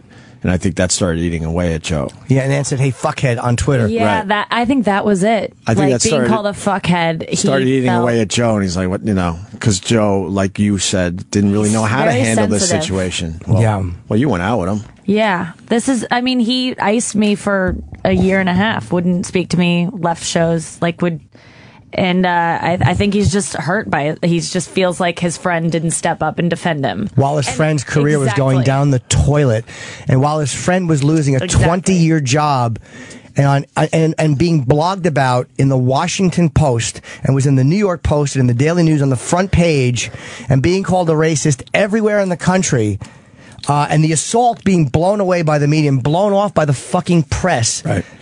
And yet, a self-centered thought is, why didn't he step up and defend me? Like, instead of realizing, look, I wish he would have, but he was in a fucking tailspin. I think Joe would say he wasn't sure what to do at that point when Ant was asking him to come on the show. He because he had his feelings and how he was handling what went down. And was Anthony saying fuckhead? I don't know if he was or not. Was he saying it angrily, or was he going, hey, fuckhead, like the way we talk to each other? I think it's the latter, but I think Joe took it. Joe was at his aunt's funeral, I think, when it came in, and he was in a very emotional place. Okay. And mourning that loss and feeling beat up on Twitter, like getting all these tweets. And then I think he just took it really personally. And I think hearing what you're saying, I think he would feel the same. Like he would hear you and say, "Oh, I should have considered what Anthony was going through." Yeah, but this is how he didn't, though. This is how he feels after he cooled down. Mm-hmm. And as far as Andy Kindler is concerned, that was addressed to, I think Joe said, and then he goes after Andy. I don't blame the fans for being angry at Andy. As a comedian, I know Andy Kindler. I know what he does every year. His thing, he does something called the State of the Industry at the festival. Mm-hmm. And I've never actually seen it. I don't like watching other comics do. I'm such an idiot with that, but I understand it's really, really funny. And I did hear a lot of what he said about Ant eventually. And yeah, it was not positive, but he fucking killed Louis the year before. He goes on and he shits on everything in the business. It's what the state of the industry is. Never complimentary to the industry. Ant was a big story. Andy Kindler has zero relationship with Anthony, so he treated Anthony like a news story, and he called him racist, and he fucked with him. Do you think it was personal? I don't Andy think Kindler. Nah, I think Andy Kindler didn't give a fuck about Anthony either way. I think he looks at Anthony like he's a racist and he doesn't like him. But he addressed it more as a news story that he could fuck with in our business. Right. So I didn't like what he said because I love Anthony. But I get what Andy Kindler does too, and he's a funny guy, and it's like, what am I going to fucking think? It's okay for Andy Kindler to fuck with everything in show business, but then a guy I love gets in trouble and he shouldn't fuck with that? Like, right. I can't be that guy. Right. You know what I mean? I can't be that guy. That's what he does. That's what Andy does every year. I don't think we ever had Andy on. We didn't have Andy on, and he's a, you know. I don't think we ever had him on. And people, I love the people, and even DePaulo came out. It's like, he was saying about Andy, you can, people call him this, you can say you don't like him, or you don't think he's funny, but you can't call this guy a fucking hack. Right. People call him a hack, it's like a hack. Yeah, that's ridiculous. That's the last thing, like literally. That's stupid. You don't like a guy, but don't misuse a term that is reserved for certain types of shitty comedians. You know, you don't like him, think he stinks, fair. Hack? Fucking no way. He really is the furthest thing from a hack you can get in the business. So you can hate what he said about Ant, but you know, at least be honest about why you hate it. I didn't like it because I love my friend, so I'm biased. But I would never call for people to attack this guy because it's what he does. Right. Every year he comes out. For 20 years he's been fucking saying fuck you to Doug Herzog, who's the president of Comedy Central. Like, you know what I mean? Like, that's not helping his career. It doesn't help your career. Help future jobs going after him. Dude, everyone in the business sits there, and it is funny. Right. So they all cross their legs and they laugh because they have to know it's nobody likes being skewered accurately. So none of these guys have enjoyed, even though they'll laugh good-naturedly and they'll go, oh, that was a good one. You think Doug or whoever that runs a network likes being called an incompetent twat and then the whole business laughing at them? Like, nobody likes that. I thought with the Anthony stuff with Kindler, it was kind of hacky. I didn't think it was well researched or that clever whatsoever, to be honest with you. And I think that's what confused a lot of people. You know? Okay. I didn't like. It didn't make me laugh at all. I didn't feel it was hacky, but it did make me laugh for the reason is like, it was Ant. Right. It seemed like he kind of just threw that one together really quickly and didn't have a lot of thought behind it. I thought Andy was smarter than to say just the opinion like, well, he's a racist and what, like. Right. I would have preferred that he looked at it a little bit more. You know what I mean? It's like, it's real easy just to go like, wow, he said that stuff. He's a terrible racist who knows nothing. Right. That's what I mean. It wasn't smart. You're not addressing the other parts of it, but I get what Andy does. I've heard over the years he's a very smart comic. He is, yeah. But I didn't feel like it was smart whatsoever. It was kind of just, you know. Yeah, well, it was just the way they went after him. And it was like, again, like you can have an opinion and not like what a guy, and I'm not playing middle of the road thing. I have to be really honest. I can't just say fuck Andy when I didn't say fuck Andy before. Right. So why would I say it now? I just didn't like what he said about Anthony, but I'm so close with Ann. Of course I'm not going to like that. You know, there's a way to be fucking loyal to your friends and love your friends and not be a cunt hypocrite and say that nobody should address it. Right. You know, so whatever, man. I didn't like. That's pretty honest there, Jimmy. Very good. I don't like anybody throwing Anthony under the bus if you have a relationship with this guy. Right. You know, be fucking loyal to this person. And you don't have to like his statement. I think Joe was feeling the pressure of the fans beating the shit out of him. Well, you know what? Whether it's right or wrong, I'm just saying. Yeah. Just to throw more info at this situation. I watched that. And then I think Joe might have panicked a little. It felt very carefully thought out to me. Yeah. It felt very carefully thought out. It felt festering. And again, I'm not saying people should badmouth DeRosa. And I'm not saying Ant and him won't make up. Ant's a pretty easy to talk to guy for those of us that know him. But I think that one got to him because they were friends. Right. And like Rogan. Rogan doesn't pull punches, man. Rogan says whatever's on his mind, and he's honest about it. Did Rogan think Joe was crazy doing all this, or I did not hear any of these clips. I don't think he thought he was crazy. What was his take on it? It was, well, talking about race, and then Rogan went more into the racial discussion of. Statistically, Anthony was correct about there is a propensity to violence in these black communities. But then Rogan took it the logical step further, and he's like, okay, but is there a reason for that? Is it just an environmental or financial thing that is just happening more in black communities than in other? Like he had a real discussion about it, and then Joe starts talking about the other personal stuff, and then he's like, "Whoa, you should just talk to Anthony about this." Like, Well, you fired up the phones, Jimmy. You want to take a couple of these? I do, yeah. All right, Jay in Connecticut. Go ahead, Jay. Hey guys, what's up? Hello, Jay. Hey, I love Ant too, and all this stuff. He went going through a ton of stuff, but don't you think that what you said about the white supremacist show there was kind of a stupid move to go on there, perception wise? I mean, if you're getting accused for racism and this and that, and then, you go and do this white supremacist show, isn't there the 35,000 view that people see where you're, okay, if you're let's put it in this term, if you're a child molester. Right. You're a child molester and you're at school. Sure. I know what you're saying, dude. And I don't know how to answer that because I don't know what Anthony knew or didn't know. Right. I'm answering that really honestly. I don't know. I just know what I was told by somebody who works for the show who was actually angry that it went down that way. And I didn't hear the podcast, so I can't comment on it. But if he knew it's a white supremacist thing and he was just going on to further, like, yeah, it's not the smartest tactical move. But I don't know if he was, or is he saying this is the only place I'm going to get a fucking fair shake? They're the only ones not calling me a fucking racist. I don't know what he was thinking. So I can only tell you about that what I know. I can't speculate as to why Ant did that because I just didn't ask him. Yeah, and I just want to, I just think that a lot of that stuff you said, which is great and really honest and truthful, I just think that was the one point where you kind of, was like, well, people kind of maybe thought that was a fucked up move. Maybe, but I also think that if you feel like, cause I a lot of the media covered, it was exactly what you knew it would be. And that was what was so frustrating. These predictable fucking fruits. The Washington Post blog was the worst one about how when the African American men came over, they were just defending a woman who was big. And it's like, you fucking guilty white fucking little white girl getting it so wrong as to what happened that night. So the fact that the assault was blown off, the way it was handled, I hated by the press. Even though I got why they took issue with what he said. You weren't surprised, though. No. You knew that's how they would handle it. They did the narrative the way we knew they'd do the narrative. They did it perfectly. Yeah, so sometimes... As far as they're concerned. So maybe he's thinking, where the fuck else can I go? So was it tactically the smartest move? Probably not. But, again, nobody judges other people for who they interview or where they go to talk about stuff. So stop it. Who gives a fuck? Let's go to Tampa. Chris. Morning, guys. Good morning. Hey, Chris. Hey, you think this is what Carlin meant when he told DeRosa to keep kicking him in the nuts? Great question. Great question. Yeah, and tell DeRosa to go get his fucking shine box. Punching, guys. All right, buddy. That was it? You said... All right. I just want the reference tattoo. Let's see. Let's go to Arizona. Bob in Arizona. Go ahead. Hey, guys. How you doing? Hi, Bob. All right, man. I just, I got a feeling you guys are whitewashing this. I mean, I've listened to you guys ever since the Sex with Sam days, okay?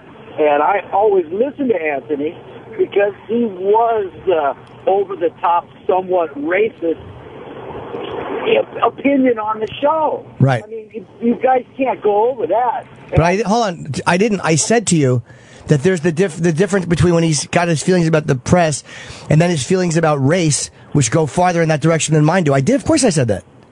Yeah, but let me tell you, I mean, hey, I mean, I'm a flaming liberal, okay, and you get me and Anthony going on guns, but, in a certain point, you got to point out the obvious and the stereotype, okay, especially with the video of the guy. If you look, you guys got it wrong earlier. The video on TMZ and ESPN Sports last night showed him spitting on her 3 times, okay? Wait a minute. Hold on. You're talking about the Ray Rice thing? I'm talking about the Ray Rice thing, but it ties into this with the racist aspect of it, okay? I can imagine what Anthony's take on this. Hold on, dude, that's speculation. You're not helping the discussion by saying, we're talking about something that actually happened, and then you're just speculating about how he was going to respond to the Ray Rice thing? Come on, man. I'm just saying that it all ties in with race in general, okay? I mean... Here's what I think about Anthony and race. I think Anthony at times is smarter and more compassionate as a person. Because I know him as a person, then when he looks at race, he allowed that media hatred of the press, which it really does eat at you, to skewer his views sometimes to a point beyond, he's a more compassionate guy than that. And he's a smarter guy than that sometimes. I think, it's dude, it's not always their fault. At times it didn't match up. Yeah. His extreme views on the show and how we know him as a person. Yeah. That always kind of confused me because it never really felt like it matched up. Yeah. Right? You would say that too, Jimmy, no? Yeah, absolutely. Absolutely. I always viewed it as Anthony was the reason I listened. And Opie, you're the one that kind of held a little bit of sanity to the whole thing. And, you're the pro in there, kind of keeping the show going. But Anthony, please don't do that. It's going to drive the haters nuts. Please, no compliments. Please. It drives the haters nuts. Don't do this to me. Thank you. Well, I love to hear you when you're miserable, man. That's when you're at your best. I know. I like being miserable. But yeah, we're not whitewashing it, dude, Thank at you, all. Bob.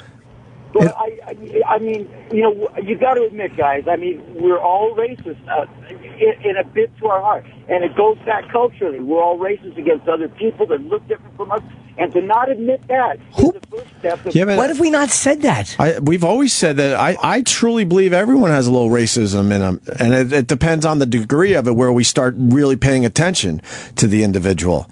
All I'm saying is when Ant was going extreme on this radio show, it always made me like a bit confused because it never matched up with the guy I knew, and that's all I could really add to this. Well, he didn't have any filters. You know, I mean, he didn't have any filters, and you know, his relationship with his ex and everything kind of put him over the top, and it was. Yeah, I mean, it was like the perfect Tabasco sauce, you know. And if you ask me if I think Ant, you know, is a racist, I would say no for a very simple reason. Patrice O'Neal was a brilliant guy, and Patrice and Ant got along.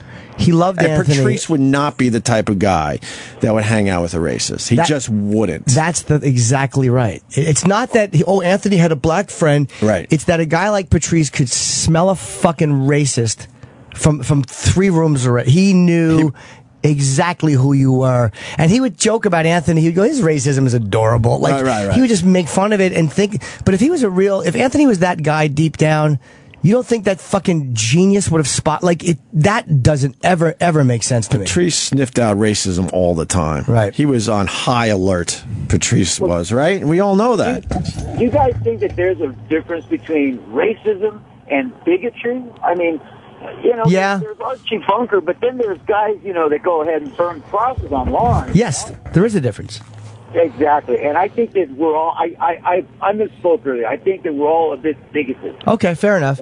But don't say we're whitewashing it, dude, because we're trying to be as honest as possible. I'm not. There's nothing I'm not saying because I'm afraid of somebody. I thought Jimmy had a great discussion. You're like, what do you want me to say in that I didn't say? I think it was great. Thank you, Bob. Okay, you guys have a great day. All right, man. I think Joe's a panicky Pete. I think Joe will reach out to Anthony. That'll be up to Anthony if he wants to take that phone call. And, you know, I personally hope they work it out. It's up to Ant, totally. I've always liked both those guys, so, you know. Well, you know. We'll see, though. It's a tough spot he put himself into, that's for sure. You know, again, no one cares if you disagree with the statements. That's totally fair to disagree with statements. You can love somebody and not like what they said or not like their political views. Of course. Mm-hmm.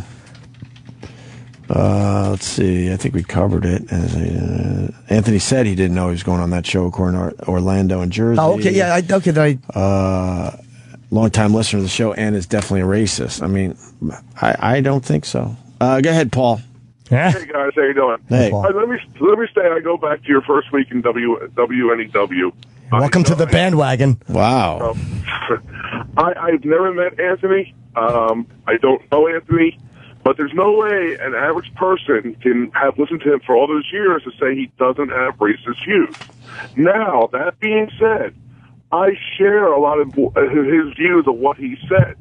So I guess that makes me a racist also. But to say that he doesn't have racist views is kind of like off the mark. I know. Do I think he's out there burning crosses? No, not at all. No, it's not even. I know what you mean, dude, and maybe I'm just too close to the guy. But like Ope said, like a lot of the stuff you hear, it doesn't match up with the person you know as an individual and off mic. And it's not like this thing of just hating. But I guarantee you, if certain people weren't fired for saying certain things, if the push wasn't so hard in one way, his push back at what he feels would not be as hard in that direction. Right. I'm not saying he should have been fired for what he said, because he basically was quoting a lot of, shall we say, facts, or just facts that people don't want to acknowledge. And I don't think he should have been fired. I'm a big fan of Anthony's. I'm not saying this to desecrate him, but there's no way an average person could say that he doesn't have racist feelings. And again, like I said, I gotta tell you, I gotta interrupt it. It never matched up. When these black performers came in here, Anthony got along with them way better than me and Jimmy. And it wasn't fake. It wasn't. They understood each. It's hard to explain. Like T.I. was in recently, and man, T.I. loved Anthony. And here's another guy that I don't know much about T.I., but what I've read and seen over the years is another guy that sniffs out racism, and he fucking loved Anthony. They were almost ready to exchange numbers after that appearance. I'm not disagreeing with what you say at all, but listening to Anthony for 15 years, I guess, all the various comments, not even associated with this incident, he has racist views. A lot of those I agree with. It doesn't make us both bad people. There's just no way around it. And again, I keep saying that, and I understand what you're saying, that I don't know him. Right. I've never met him. That's all I'm saying.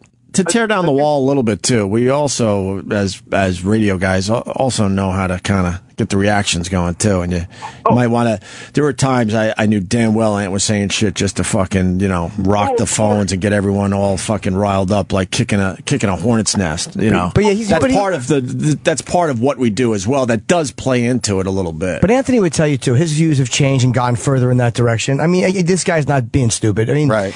It is what it is, and part of it is, again, I know it's a pushback, and I know it sounds like I'm making an excuse for him, but I have no motive to make an excuse for him. He's not even in the studio with us anymore. Mm-hmm.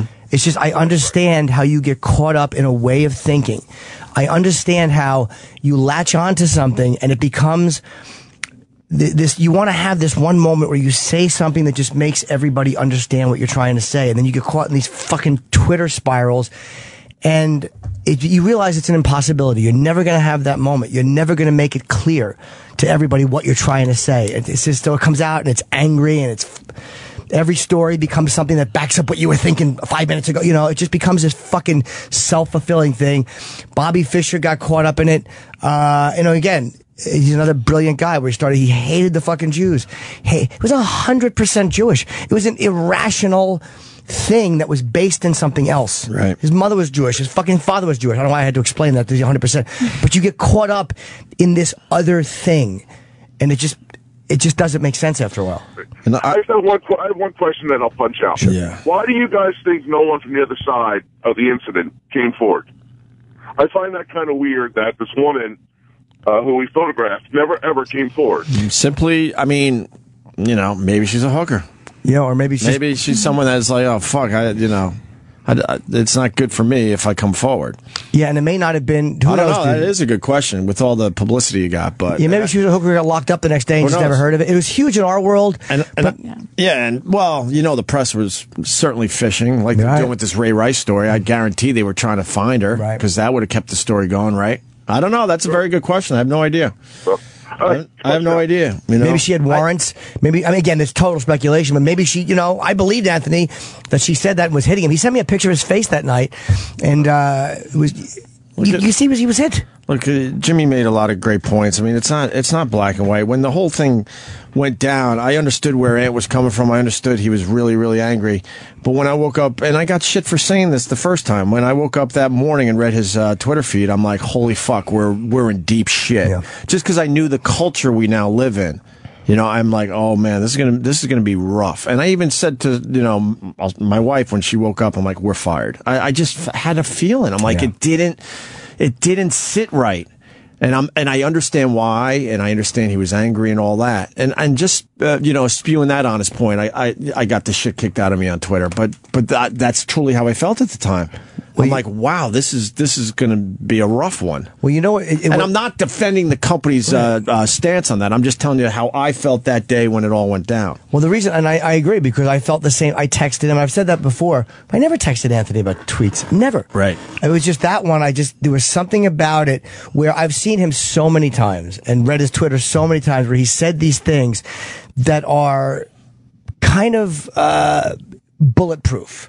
He is smart enough to know how to be an angry guy and make a point and keep it on point. Right. And then when I looked at all this, he was just so fucking angry. Right. And like you said, a Twitter spiral. It clouded. A perfect. It became muddy and it wasn't clear. Right. And I noticed that and I texted him about it. And I told you, my ex-girlfriend is the one who told me about it. She texted me, what the fuck's with Anthony? Right. Like, she noticed it. I've never heard that from her. But we understand where it was coming from. Yeah. He was really mad at what happened in Times Square that night. Yeah. So whatever. I mean, I hope we explained it well, but there's nothing I'm whitewashing. There's I nothing I'm guarantee not you saying. didn't explain it well enough for some people, For sure. some people. We know. We get it. God, Jesus. Here's the point. You can love the guy, not love everything he says, and I would never, ever fucking publicly throw one of my fucking friends who took care of me under the bus, even if I wanted to disagree publicly with what he said. Right. Ever. Okay. Nikki Glaser is here. Yes, and very lovely. And sorry we took so long with that. No. And someone wants to talk to you after the break about eating disorders. Oh, Jesus. Oh, good. You know, he's in the booth right here. All right, we got Nikki Glaser. We got Jeffrey Tambor coming in. Oh, fuck, he's going to be here soon. Yeah, we haven't he's even like- done anything. We haven't even played the Tyson video yet. Oh, we got to play that. We'll play that after the break, and also Sandy Kane is here as well. Okay. And we got Roland doing his movie thing, so Yeah. we got to squeeze a lot more shit in. Stay there.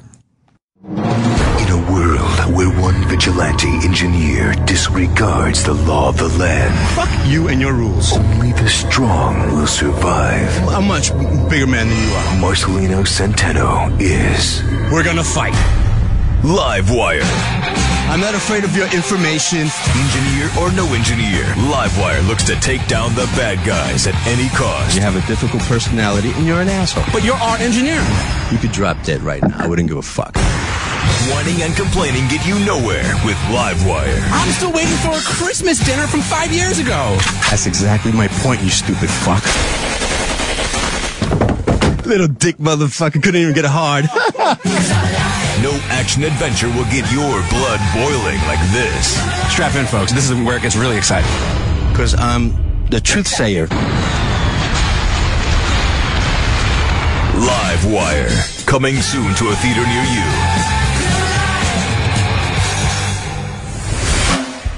It's Opie with Jim Norton. The show is back. Yeah, Jimmy's going to be at the Stress Factory. Yeah. Tickets on sale already for all those dates? October 2 through 5. And I'm actually in this weekend, I'm going to go next weekend, I'm in Columbus at the Funny Bone, 18 through 20. So come out there. It's one of my favorite gigs. Columbus Funny Bone's fucking amazing. It's a great club. It is, right? Mm-hmm. We had a nice audience in Columbus when we were on regular radio. Whatever. Yeah, we did. What does that mean? That helps with the draw now, though. Huh? It helps with the draw now, you know? I hope so. And then Toledo, they were not happy to see the kid. Why? I don't know. Isn't Toledo kind of like Columbus? No. The Funny Bone? No. Yeah, not good. Cincinnati, though. It's so weird. Terrible. These hot pockets of activity for you guys. You're like really hot in this little town or little city, and then one that's, I don't know, 30 miles away, they hate you. Who's hot in Toledo, though? Really? What's wrong? Klinger from MASH, I think, is the only one. What's Toledo's problem then, you think? I don't know. They have satellite radio, I guess. They just made a determination that they're not coming to see me. Well, you got another thought that you want to get Someone on Twitter mentioned something about the DeRosa thing, where they talked about the canceling of the subs. And Anthony was retweeting people who were canceling. I didn't mind Anthony doing that at all. Anthony wasn't saying fuck Jim and fuck Opie at all. He was fighting for his fucking life. And he was getting a support, and Rogan covered this beautifully, but he was fighting as a support for people who were supporting him, and that was a show of support. And it is the only way to move a company. And in the end, it didn't even move the company. And it wasn't that people didn't cancel. It was just one, you know what I mean? There's times where even the financial penalty doesn't move the company because they're afraid of what will happen later, which will be great. But that didn't bother me at all that he tweeted. Of course I was worried about my own gig. Right. I have money. I need money. Right. It's my job. Ant would worry about his money. Like, if I had gotten fired, Anthony would fight for me. But Anthony wouldn't quit. Right. Hope he wouldn't quit. I mean, they shouldn't. Oh, he wouldn't have quit if I got fired? No. Would he have fought for you? He really would have. Oh, yeah. But he wouldn't have quit. Of course not. I know that. He knows that. Yeah. And so him... I understood the cancellation thing as well. 100%. And I wasn't in any way bothered by it. And I completely supported him. And I got why he was doing that. There you go. So I just wanted to cover that. How's your eating, Nikki? Okay, you hungry? I forgot until you said that she was... How's your eating? It's good. Yeah? Yeah, I'm recovered. Cool. I know you are. She's just drinking a hot water with a little lemon in it. Oh, Nikki, that's not breakfast. Oh, boy. I'm just having a Tic Tac. Yeah. Some gum. That's what you're going to allow yourself today? Oh, no, little Tic Tac. Nikki. Oh, boy, Nikki. Oh, no. I did get called fat a lot. after the last appearance. Really? Oh no, why? Just something people I said. trying to, yeah, use. After you like spilled your guts and said, Nick, you're looking a little chubby. I don't mind it. That's so bad to say. It didn't bother you, right? Yeah. A little? No, Good. not even a little. All right. 'Cause you know you look good. Yeah. But I was thinking about you because what are those videos called again officially? ASMR. All right, yeah, where they're videos on YouTube where it's just someone combing their hair like forever talking and talking gently. softly and stuff, and it all makes sense because you had such turmoil growing up that now I understand why you would appreciate those videos. Oh, it's so soothing. And it makes your head tingle and it just puts you in a nice place because you kind of maybe wanted that when you were growing up. Yeah, I think that's people who are into those videos grew up not feeling comforted. Right. I probably would like one of those. Which one should I do? Hair brushing, tapping? Well, when you go get your hair cut, do you feel soothed? Well, I love a good shampoo. So yeah, check nice out little neck rub, shoulder rub. Yeah, check out a role play of getting your hair cut. It's so weird. Really? You've watched those? I don't watch the role play ones. I just watch women like flipping through magazines and like commenting on things. What are they saying? And eating. I like when they're like eating things. Like what? I don't know, just like any like dried fruit or something. I don't know. The one I was watching last night, the woman was eating dried fruit. You watch these on a regular basis? Every day. Multiple times. So weird. I don't understand how this. What you read? Right. I do. Okay. But who figured this out that there was like a marketplace for this? Because these videos do really well. Yeah, I stumbled upon it because I saw like a massage video or something. Like I just somehow saw. Yeah. So you thought these were all going to have like cum yanked out of somebody at the end of them? Fucking and a woman weeping with a wiper toweling her wrist off. And I just that's a huge subgroup of ASMR is all these massage videos. And so I saw ASMR. I'm like, what's that? And then I was like, there's a name for what I have. So many people reached out to me after my appearance on your show saying, finally, I get what I have. Wow. It was so many people. It was cool. Does it have anything to do with these are the things that would have comforted you as a kid? Yeah. Like the noises, like you'd be with your parents in the office and you'd hear like this type of stuff or whatever, and that's what you would doze off to, just normal life sounds? Yeah, I think that could be it. We need a psychologist because I really want to understand that. My grandma flipping through a catalog and me just like resting on her. And she was always a very comforting person in my life that my mom wasn't. And I think there's something about the magazine flipping that I just am it brings you back. So soothed by. Well, it's stillness. You have to be still when you're reading a magazine. So whoever's reading the magazine was still and calm. Right. But not quiet enough to make you not think of it. Like when it's dead silent, your fucking head just races. Oh, it's the worst. But that little white noise of the magazine flipping. Yeah, I go to sleep to it every tapping night. is a big one. Just like and pouring gently. water from cup to cup. I saw one of those online. Like this. I did try to watch a few of them. I'm like, this is nonsense. This is ridiculous. So weird. If you don't so get it, ridiculous. It's bizarre. That's why I'm obsessed with it. I like to try to figure things out. I can't figure this one out. Yeah. I just can't. You don't have it. So you watch these videos every day? Every day. I want to have one of them played in a minute. I mean, we could just play it in the background. It wouldn't affect the show. I'm just curious. It's background noise. Do you just stare at the screen, or is it something you need in the background? I stare, but I think mainly I just lay the phone by my head and just close my eyes and drift off to sleep. It's just, and sometimes it doesn't even. I think that I don't even get tingles anymore. Like I just.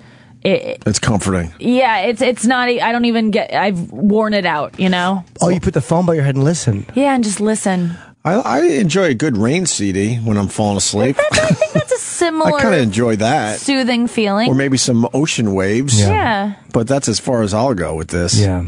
But I understand it's definitely connected to the turmoil when you're growing up. That part I get, but but I don't understand how you wouldn't just get bored shitless after a few of these videos. Well, that's the point. You want to get bored because you want to fall asleep. It's a lulling thing. I couldn't remember AMSR, and I think I looked up ATM, and I wound up enjoying those quite a bit. Wait, this isn't it. Yeah, this is not comforting at all. All I keep thinking is that's bad for her mouth to have that.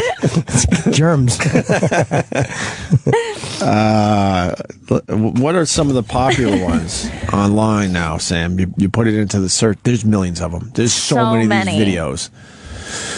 Why don't you read off some of the titles? Oh, it's E-Rock. And why don't you read off some of the titles? AMSR on there's YouTube. There's a sleeping cat one. This one they're just describing saying this one sounds good 3D. It's 17, 18 minutes. Oh, that's a short one. Yeah, there's some of these are over an hour. Let me see it, E-Rock, too. Can I look at it? It's a blonde woman with a linoleum behind her head. She is the most famous ASM artist. Is she? They're not artists. She's not an artist. And that's what they're called. Kooks. It's They're gentle kooks. They plan these and they This video set up has 6.7 million views. What is she doing? tapping on a wooden brush with her fingernails. They always have beautiful fingernails. 3D sound. I like the sounds of brushing. Some people are getting it. It's 20 minutes long. 6.7 million people sat through a 20-minute video of her just doing nothing. I think that's probably 500,000 people watching it 12 times. Okay. Oh, it's just their thing. Yes. This is the I one. go back to the same videos over and over and over. Did you ever, rub one out? Yeah. To one of these? Yeah. Mm-mm. No. So there's no connection to that? No connection. You ever treat your clit like a DJ record in 1984? So there's no connection there because it seems It does seem as a guy sexual. it seems like it's a bit sexual how she's talking and Yeah. whispering. I got a Kinda- 3/4 full It going. made me uncomfortable when I first started because I was like, is this sexual? But it just isn't. It doesn't do it for me. What is she doing with the candle now? What are we? She's just like talking about the kid. That's how the adults talk when you're trying to sleep and they're being quiet. The top part. Yes. Yes. Warms up the oil. So this creates this fragrance. And all That's how they talk to you when you go get a massage or you're at a spa. No, it's usually like, you have extra money. You have extra money. You want more? You want more? More? Yeah. More? Yeah. Yeah. Yeah. I know this is boring to people, but I'm obsessed with It's trying to figure so this out. I weird. don't get it. We're watching, she's literally, it's just a very close up of her face. Right. Now she's blowing into the mic a little bit. Now what is she holding? The candle still? And now what, she's blowing the aroma that you can't smell if you are It's watching this so video toward the stupid. camera? It's 6 point... This should be a movie. I would understand if it had 67 views. Yeah. It has 6.7 million, and it has 30,000 likes. Yeah. And I love the fact there's 2,500 people disliked it. Right. What the fuck is this? Yeah, what the fuck? The Sucks. tapping was a little off. Yeah, exactly. What they didn't like about what ruined this for them? Right. Yeah. So now she's just kind of blowing the aroma of the candle so around. Now I'm gonna go around. Her name is Gentle Whispering. And now she know. leaves She's the probably a candle. cunt on wheels at home, too. Famous in the ASMR community. Yeah, she should be. She's terrific. You know what else is? And loud noises are famous in a bad way. Like, those are the villain. Oh, I hate slamming window. Don't let him in. ASMR video of topless woman? Now that I could get into. Yeah. Really? Yeah, that Yeah. I could get into. At least I got something to look at. Mm-hmm. Where is she? She's not even on camera anymore. She's gone. That's how it We're is. just looking at horrible You wallpaper don't and her even need to whispering in the watch. background. Yeah. She might not even have pants on. Like, literally, she may have nothing on underneath. You can't see. Fuck. Exactly. Her twat, maybe. She's probably got the dog licking peanut butter off her twat right now. That would be a great sound. The gentle lapping, What is she doing? low growling. Let's listen for 1 second. What is she doing?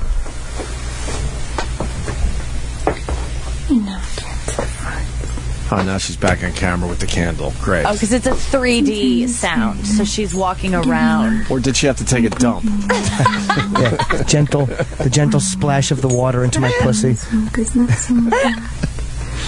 A gentle grunt. There are people thanking you for bringing ASMR videos to our show. Can we talk to ruining these? our audience? Who are these insomniacs? I don't know. Let's go to Scott in Missouri. Scott. Scott. Hey, how you doing, Oak? Hey, buddy. Yeah, hey, I have had this ASMR my entire life, and so Nikki came on the show a couple weeks ago. I had no idea even what it was. What is ASMR? What is it? A freak of nature, you know? Auto-sensory meridian response. I don't know. Autonomous sensory meridian response. Also called being an asshole. Name for it. All right, so when Nikki explained this, this started in Montreal when she was on our show. Yeah. And I've been obsessed with it ever since because I don't get it on any level. But you understand why. Yes, totally. I've had it my whole life. I actually have to be careful because I'm a truck driver, and if I listen to certain things late at night, it'll actually put me in a hypnotic state. I have to be real careful. What, did you have a horrible upbringing? You know what? My parents were divorced when I was about 2, and then I went with my dad, and my mom's a shitty mom, and then they got divorced. My second mom left him, and it wasn't totally shitty, but it wasn't the best. Right. And when she brought that up, I thought, I was thinking about that too. Like, was it because of my messed up childhood that I had? Okay. You imagine being in a car with this woman, though? Because she can talk about anything for any length of time, how annoying she'd be on the road, because she probably can't stop talking once you get in the car. And look at here, I see the signs. Oh, look at that, the grass is growing. They need to get the... Right. Shut the fuck up. I understand she's very popular on YouTube, but at a party, she's she's fucking the worst. bust. Exactly, yeah. Unless she says something really interesting. She'd probably be a good dirty talker. No, I had turmoil in my house growing up, and I just... Maybe that's why I'm obsessed with why I don't get this. I don't know that it's turmoil. I think it's. Did you get hugs? Did you get no hugs? No, he gets them in here. Yes, I do. Absolutely. You ready to hug yet? Yeah, I'll hug him. Yeah, he likes to be hugged from the back, though. Right, hey, gentlemen. What the fuck? I'm just saying. Oh, okay. Does Nikki's AMSR come from growing up in a shitty area of St. Louis? I didn't grow up in a shitty area of St. Louis. Exactly. She lost her virginity in Ferguson. What are you talking about? Oh, that's right. Her girlfriends would go to the other side to get a little dark meat. A little dark meat. What is she doing now, Sam? Are you paying attention to this? Yeah, she's putting a plunger in the toilet and squatting on it. It's really, and the sound you hear is the skin of my asshole being ripped out. Please do an ASMR video. Yeah. Could we do one, you think? Yeah. That would be great. I want to do one as a goof, and then, Would it have to be quiet? Yeah, we'd have to talk like this. The sound. But what could Jimmy talk about? She left the camera. She's not on camera anymore. Right now I'm taking the cap of the water. I'm just holding the water bottle cap. Just scratching it gently. Just scratching it. I'm gonna drink some water because I'm a little thirsty.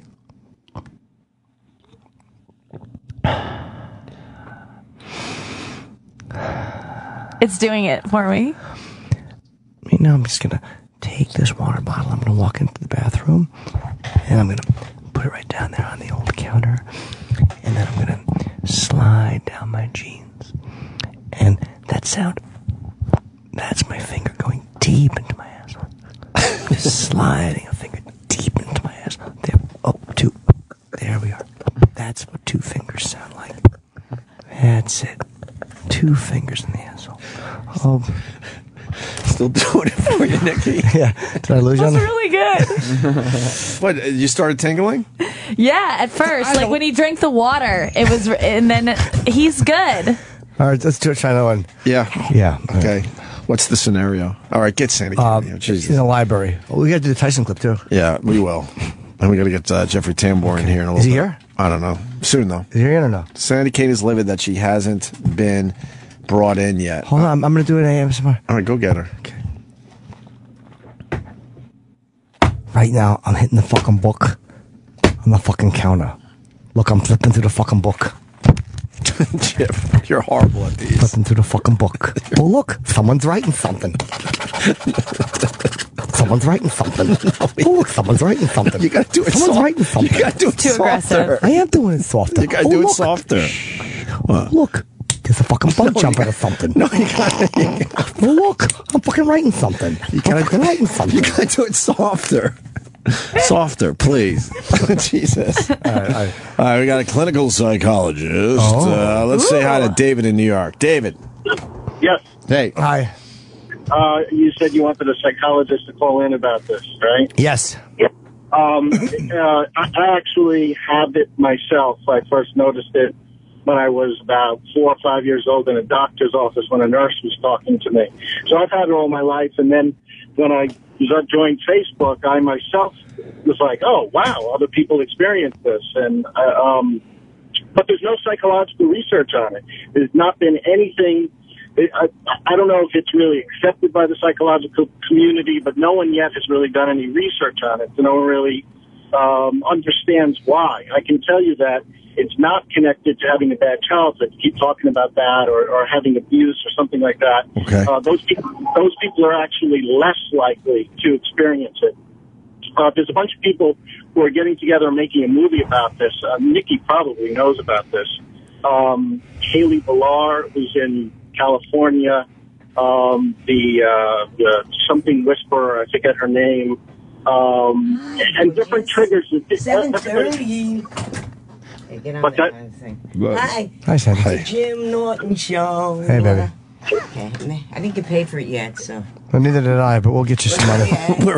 We're talking to a clinical psychologist, Sandy Kane, and I apologize that we booked you at 7:30, and it's now 9:20. Opie. And there's Nikki Glaser. Okay, We're running very late today in the show. I apologize. And we do have a guest coming in shortly when he's here. Yeah, if but he's here, if he shows. He'll be here. He'll be That's why here. it's called a show, when you show. I got it. Yeah, you can talk to Jeffrey Tambor with us. Right? That's what the show's Continue, probably clinical psychologist. Go ahead. I just want to say a couple more things. There's different triggers for different people, and there is attenuation, like Nikki was also talking about.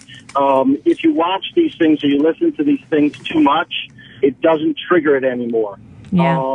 And you sort of need to take a break from it and then go back to it. And again, I experienced the same thing, and that's everyone I've spoken to has the same experience. For me, it is soft-spoken people. It's being interviewed, talking to female doctors, stuff like that. It's not sexual.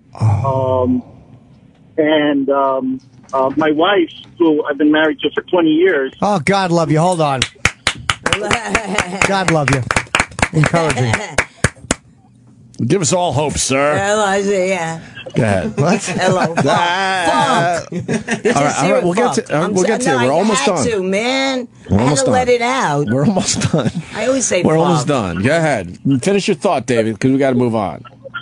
So we were watching a video. I was watching a video one night, and I was explaining it to her, and she goes, I get that when I hear old typewriters. And we found a video of a guy cleaning typewriters and just clicking away, and she was like, oh, I'm getting the tingles. And I knew her for 20 years and didn't know that she experienced it. So I think it's a lot more common than, I think people are kind of embarrassed maybe to talk about it. Is the tingle in your pecker? Yeah. Hello? Fuck yeah. Where's this tingle? In your taint? In your balls? Where are we? Yeah, in your hemorrhoid? Where are we tingling? Where are we tingling? Wait. Almost everyone experiences it in their scalp and down the back of their neck. That's typically what people experience. I don't know. What's he It's talking another about? dead. Well, he said because I don't understand. he said interviews. That's why I get therapy right here on the Opie show. Jesus. And there was That's where my fucking therapy is. there is an interview we have a clip of that's very comforting. No, I mean, Yeah? I think therapists need therapists. From Canada. Oh yeah, Start let's giving get them it. All right, therapy. David. Thank you.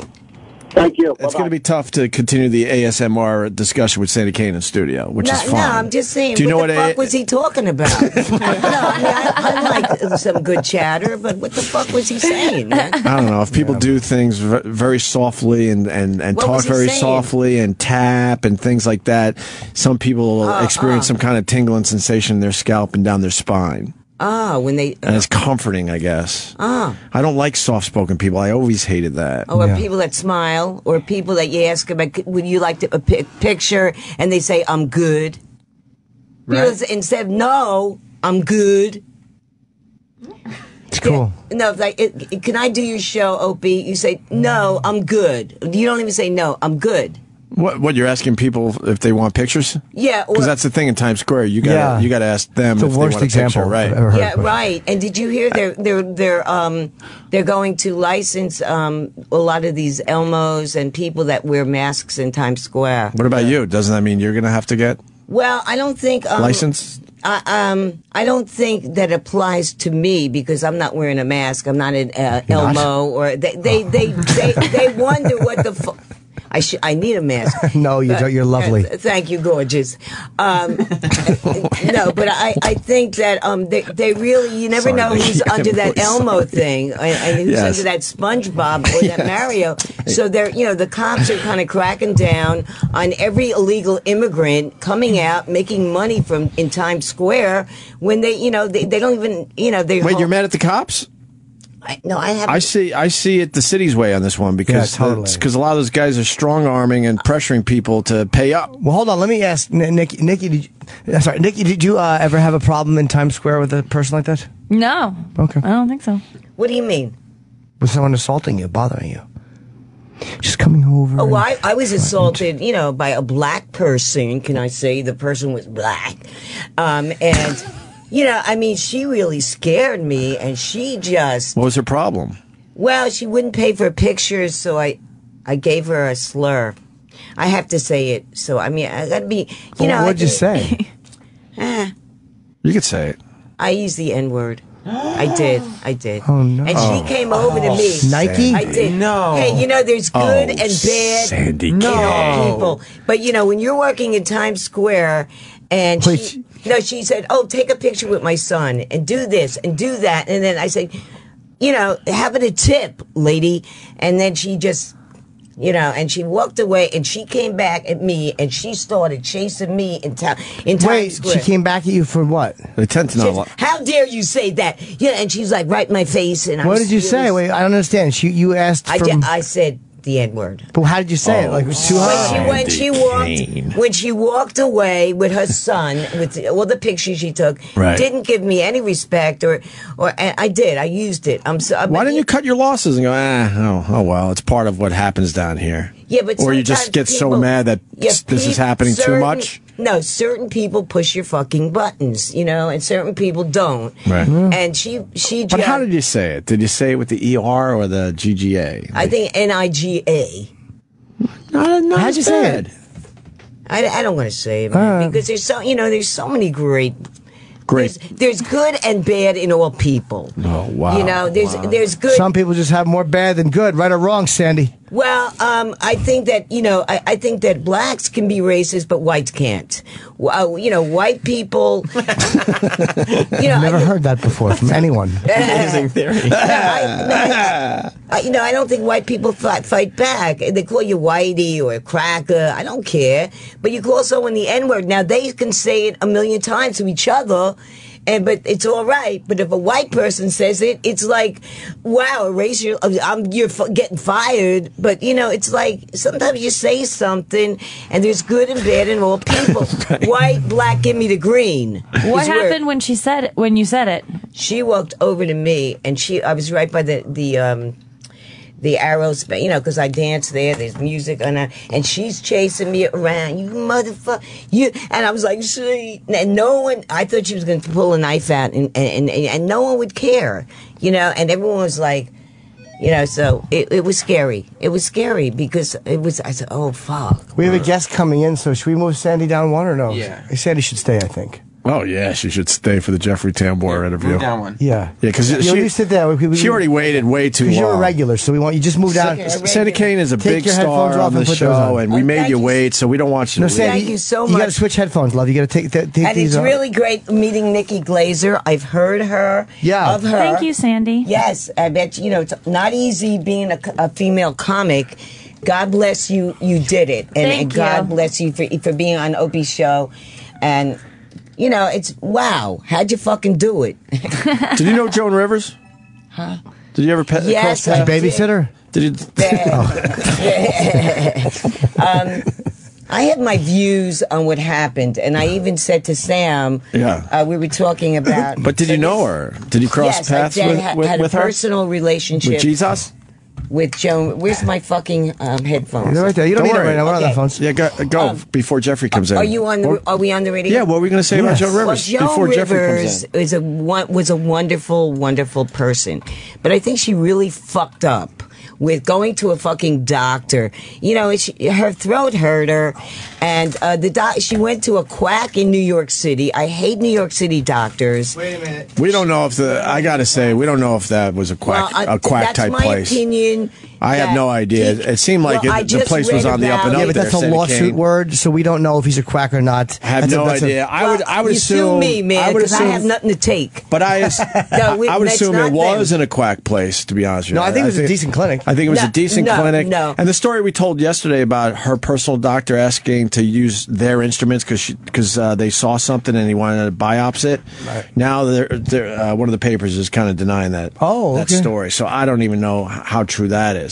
Because supposedly he said, "Oh, we got to biopsy that. Can I borrow your instruments?" Because it was her doctor that she brought to this clinic with her, and they actually allowed him to use the instruments according to this story yesterday. And they did the biopsy that they say really should be done in a hospital, and that made her throat, seize up and close and well, first of all, Joan cut off her oxygen, causing her death. Who entertains in my building at the West Bank Cafe. She did a whole hour show that night, signed autographs at the end, went out to dinner that night, and then she's there like 6 o'clock in the morning or 9 o'clock. For the for the doctor. I think when you go to a doctor, you should really be clear-headed. And she brings an entourage to the doctor. And I really think Joan should have been more leery of doctors in New York City and anywhere. Yeah. Anyone's putting you under anesthetic. Sure. You got to really be cool, man. You got to really say, "Hey, I'm going under anesthetic." I don't want to go out on a limb, but I think Joan Rivers really wasn't leery of doctors. Yeah, if you know what I mean. No, with her Botox. She kind of had a couple procedures. I'll tell you, she wasn't leery or Lenny Clark. Hello, baby. Yeah. The last time I saw her, I got to be honest, she was in the building, and her Botox, she had Botox, and she really looked awful because she always looks good. She looked tight, bad, a little too tight. No, it was what building is this? 42nd Street, West Bank Cafe. You already said it. The West Bank Cafe. And that's where you live? It's where I introduced you to Seinfeld. And you live there? Yeah. Yeah, Jimmy did introduce him. You live there? Yes. How'd you get in? That's not what I was getting at. I never knew where you. I never knew where you lived, and now I'm like, you live remember there. We did the crib segment. I didn't go there. That day. How could she? Of course, fucking crib segment. So Rivers would go to that building a lot to perform. And she'd be in the she has her entourage, her bodyguards, and everything else, and she always looks. She was good. a big star. The time before she died, because she went to, I mean, you don't do a fucking show the night before. If you're going to a doctor, you kind of make time for it, rest or whatever you do. You don't have a show that night and the next morning go to a fucking doctor. She was a machine, Sandy. That's what she did. She was a working 81-year-old comic. That was the beauty of it. You never thought she would die. You know? No. Like, I can't. And that didn't cause her death by, getting up early to get the procedure. Right. There was something that unfortunately You don't happened think that doctor fucked up? Somehow, maybe by doing the procedure in a place where he shouldn't have done it. Yes. But 81 years old, the body just probably reacts a certain way to invasive stuff. Right. Yeah. Yeah, but she's always go watch the documentary. She was a workhorse. Yeah, she was a workhorse. But but the whole thing is, and Jeffrey Tambor. Hold on, Sandy Kane. Yes, we are, Jeffrey. I hope so. We got a big star in the studio, Jeffrey Tambor. Are you on? Yeah. Yes, we are, Jeffrey. Can I just say one thing? Okay. I think that with Joan, her throat hurt her. She should have taken a few weeks off. Take a vacation. Your throat won't hurt you. Don't trust a doctor. Doctors don't go with miracles. They don't perform miracles. You got to rest sometimes. Sandy, it was a simple procedure. She's talking about Joan Rivers there, Jeffrey. It's a simple procedure under anesthetic. Anytime you're under anesthetic, Opie, anesthesia. It's not like propofol. When you're propofol. up, it's a simple procedure. But when someone's putting you under, anyway, New York doctors. Could you say hi to Jeffrey Tambor? Hey, hello. Gorgeous. Hi, how are you? All right, baby. I never saw you. Oh my God, he's been in everything. What do you mean you never? I heard Nikki Glaser. I heard of you. But you never heard of him? No. You don't want her? I do. I like everybody. All right. How do you not know Jeffrey Tambor? He's been in everything. Like what? A million things. Like what? What have you been? I don't know. Maybe I hadn't seen anything that you were in. Yes. Like, I don't know what Nikki's been in, but I heard her name. All right. So, no, I'm just saying, sometimes you say, hey, I heard of her. How have you been, Jeffrey? I've been great. Yeah? I just came up in the elevator with 90,000 people. I'm sorry I'm late. Why? What's going on in the elevators today? Everybody's going to work. NBC is in this building now, and since they came in, there's so much more activity. You were here. Yeah. Yeah. How are you? Good to I'm see good. you. Good to see you. You've had work. Oh, yeah. I'm here every day. Oh, for my face, yes, I have. Lift that's nice. You've had work done? I did, yeah. Wow. Have you guys seen the show? No, That's what I want to do. Is Who that did bad? it? No, but no. Anyway, Rivers, let's talk. surgeon? Yeah, let's. We got to talk to Jeffrey about his new show. I want to know all about it, Jeffrey. What's the name of the show? The name of the show is Transparent, and on September 26th, we're going to push a button, and it's going to go all over the United States and England, and it's a very, very good show. Amazon, and I think people are really going to like it. I've just been getting a lot of comments this morning, just people who've actually seen the pilot, and 10 episodes. Right. Binge watching. The name of the show is Transparent. Right. Which I didn't get until the second week of filming, but it's a trans parent. I play Maura Pfefferman, I would say she was the patriarch of the family, and now she is transitioning into the matriarch of the family, created by Jill Soloway, who ran 6 Feet Under and the United States of Tara, and truly one of the great, great geniuses. And we have Gabby Hoffman, Amy Landecker. My wife is Judith Light. Nice. And Jay Duplass, and it's a wonderful show. I urge you to see it. Where can I'm we very see proud it? of it. September 26th on Amazon.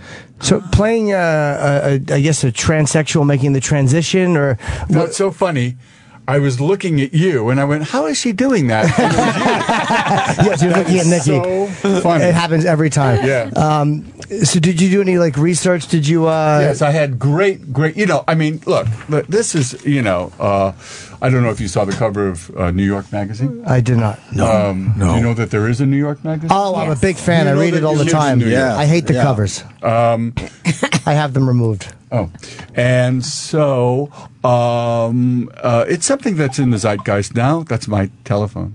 It's something in the zeitgeist now. And what was the question?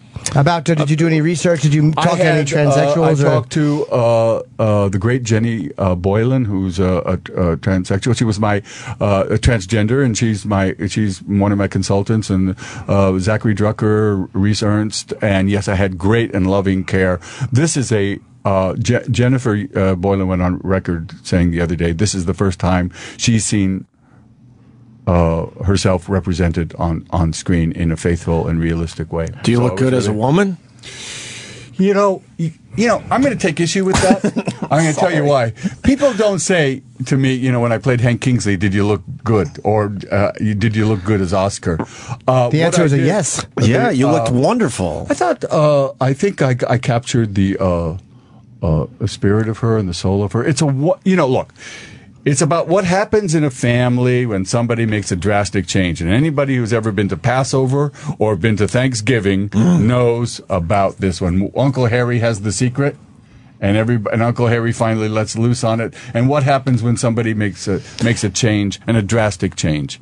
And it's a faithful and loving a thing. It's not sensational, and it's done in a realistic way. I think it is the finest role I've had in my life. Wow. So that really was a bad question. It was a shitty question. Yeah. Really? Yeah. But it's a common question. I mean, it's common, but the it's so intentions are common. good. He's not, No, he's I'm a not sweet guy. No, he's not a sweet guy. He is a sweet guy. If he was sweet, he wouldn't be making the gestures he's making to me right now. No, I know that, but it's just he's like Opie going to the Opie's change doing without the Anthony. Opie's doing the fist into the mouth thing, like blowjob motion. Right, Opie? How does it feel But you know what? without Anthony? This brings up a great question. Is that I am asked? This is nothing compared to what I'm asked. But there's a lot of phobia. There's a lot of strange questions that I get, and I'm really proud of Maura. I really love her. I think that she's. I think I do. Look, this is a community. It needs light and love and positive energy shown on it. This is an important day today. 911. And we need, the end of prejudice, the end of that horse shit. It'll never be the end of prejudice. What was Everyone there likes their own. Sandy, hold on a minute. Was there anything you were going to do that would have been like that a transsexual would have said is like, whoa, that's like a hacky portrayal? Like, is there anything that you thought was appropriate that she went, no, that's actually not the way it is? Now, here's the deal. I had great advice. I was totally aware of I was throw up nervous, not nervous, throw up nervous. Wow. And I'm so sensitive to this area, and I realized that every move I was making has ramifications and echoes, and this is important to me. By the way, this thing is very, very funny, and I'm only 1/5 of this. This is a very sexy family. It's a very funny show. It's funny where it should be sad, and it's sad where it should be funny. I don't think you will ever see anything like this on TV. Well, Judith Light is a great actress. She's a great actress, as Wonderful is Amy actress. Landecker and Gabby Hoffman and Jay Duplass. And we have Brad Whitford plays my friend, Bradley Whitford, and Carrie Brownstein from Portland. What did you learn about transgenders that you didn't know before? Like, by having a consultant, you must have learned something that you had a misconception about. I actually, I would say what I understood intellectually, but what I probably got more is the misinformation that's out there and the phobia. And I found it with people that I knew. I mean, people will come up and say, "What? You're doing that? Really? You're doing that?" And I would say, "What are you talking about?" And there were, "Yeah, you're doing that? Oh, and Amazon? Do they pay you money? Do they pay you in Kindles? Do they? Do they pay you money? They pay me very, very. But a well. lot of shows are now going that route. Netflix, Yes. Because Amazon, it's not a route. It's in the zeitgeist. Right. It's here. It has been here. The revolution is here. Right. This is Like a civil NBC, though. rights. This is a civil NBC. rights movement. You know, I don't mean to take this way. I think I got rude to you, and I was screwing around. But I thought I asked a good question. He asked a bad question. I thought I asked a good Can I one. defend myself? I'd like a compliment. Don't even defend I yourself. want to defend myself. No, if because if your I days play, here at Sirius Radio are done. well, pretty much. I am taking over. You're pretty much right. Yeah. No. Well, I know you're negotiating with. How is that going with that other network you're negotiating Oh, with? thank you for that. Yeah. It's going quite well. Yeah, Thank you, that's Jeff. good. No, They wanna talk to I you want to just explain about- because I don't want you to think I actually asked a shitty question. If I was going to, You asked a question that I get all the time. Thank you. Well, but besides that's to the purpose. I love your question because that's what I get, and that's the area that's around it. But who asked a good question? Let's be honest. Who asked a good well, question man. about what you learned about Nikki Glaser. Do you have a question? I No, do she's have a transgender. question. She understands everything. She's been nodding the whole time. She gets it. She's used to that. I get it. I know yeah. you do. So Well- why don't you speak I remember when. if you get it? Well, She because sits here nodding. all the She men got are here everything. and I they're looked into sexist. her eyes, and she got everything I was saying, but she doesn't say anything. You're Speak. saying it all. Yeah. I don't need to say. I was going to say Dustin Hoffman when he That's exactly dressed right. up as Tootsie Yeah. said, "Make me prettier. I'm not prettier Thank you. now." Right. And they Thank were you. like, "We can't." And Right. he cried because he felt he couldn't be beautiful, and he more beautiful, and he realized the plight of being a woman and That's right. not feeling beautiful enough. There it is. I'm that's raising my hand, But that's Jeffrey. it. But that's it. Call She- on me. She's Call on right me. on it. She's right But on they have it. shots, I'll call too, on you. a lot Put of your these hand down.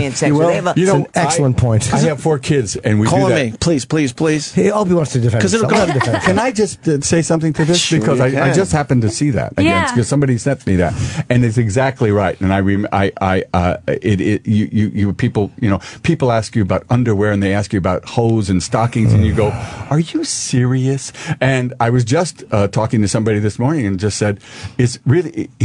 He got it. He said, "It's really about the spirit, isn't it?" I said, "That's it. It's about the soul." So Hold on. basically asking Hold you- on, hold on. You're going to go funny, and I don't want you to go No, funny. I would never go funny. Believe me, it has but- not happened much in my career. I understand. I listen to this show.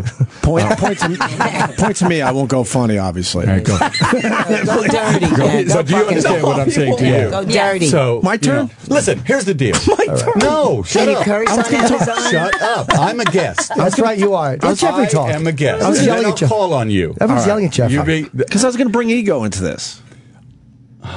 The reason I Can said you that curse on Amazon? because Look how spoiled you shit, are. I almost got in, and then Go you ahead. interrupted. Go. If I was going to play a woman, my ego would take over, and I would want to look like a good-looking woman. That's You why do I asked already. that question. But Thank you. Now look. I could see I'm you as a playing woman. Mora. We right, can't. All right. Right.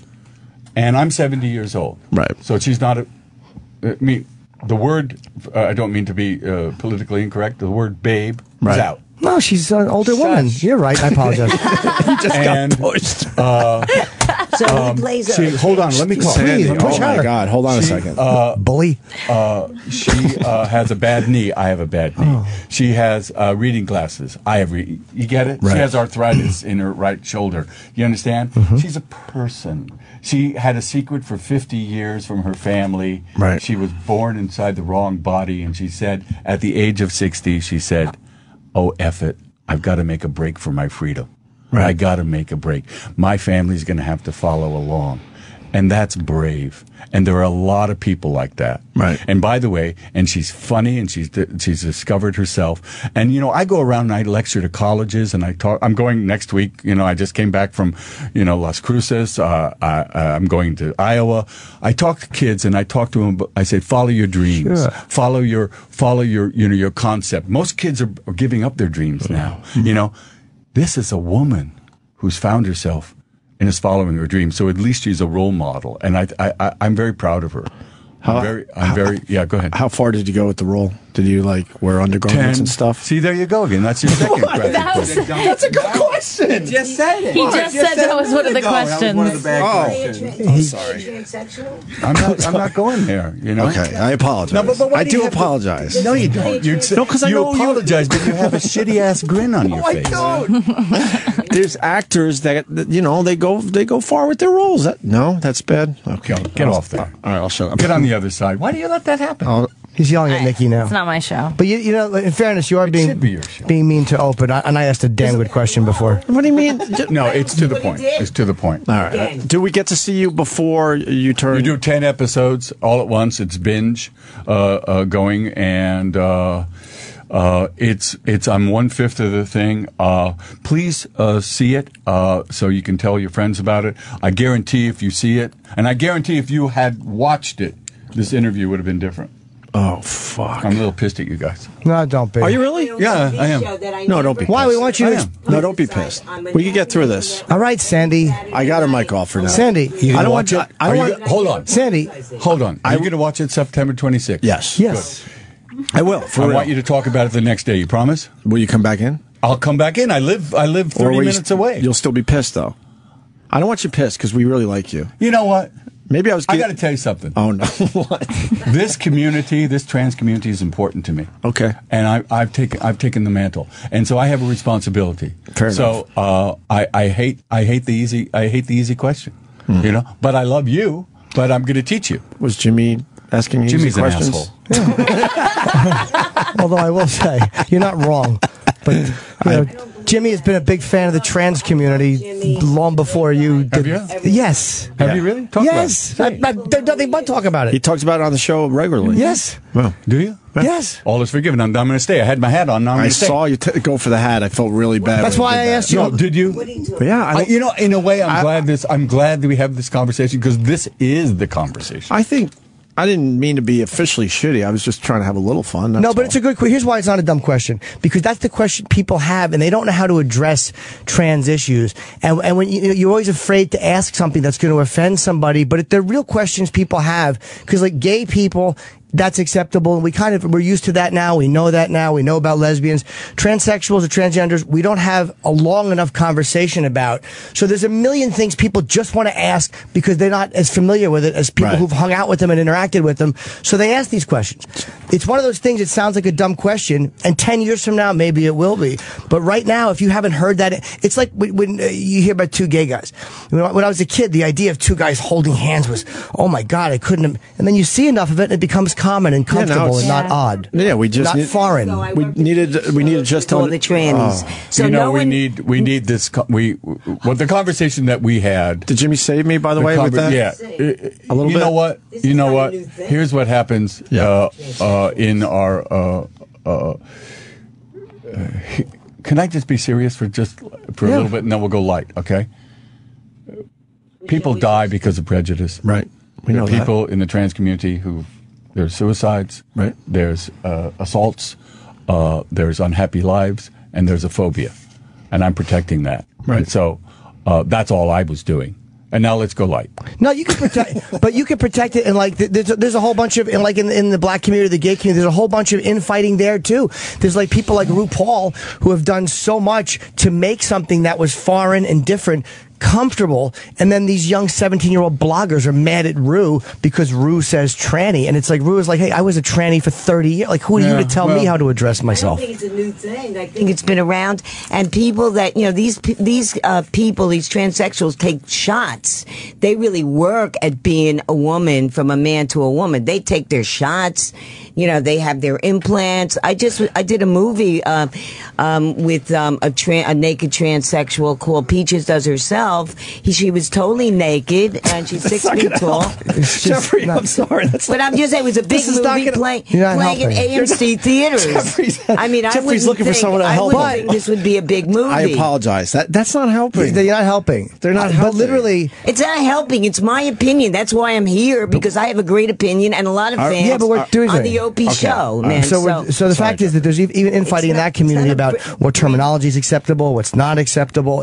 So even they haven't figured out exactly what is the comfortable level of discussion. We had Chaz Bono in here, and that opened our eyes a lot and educated us, because we don't know. Yeah, that's exactly right. Let's start with that. We were educated when Chaz came in here. And like, this, wow. this show is not one. It's not the answer, but it's one of the answers. Right. And it's all we're trying to do is shine a responsible light. By the way, it's not a heavy show. It's a very, very sexy, light show. It has a lot of sadness to it. It's about family, and finding the truth, and finding one's sexuality, and finding one's authenticity. Did you get used to the shoes?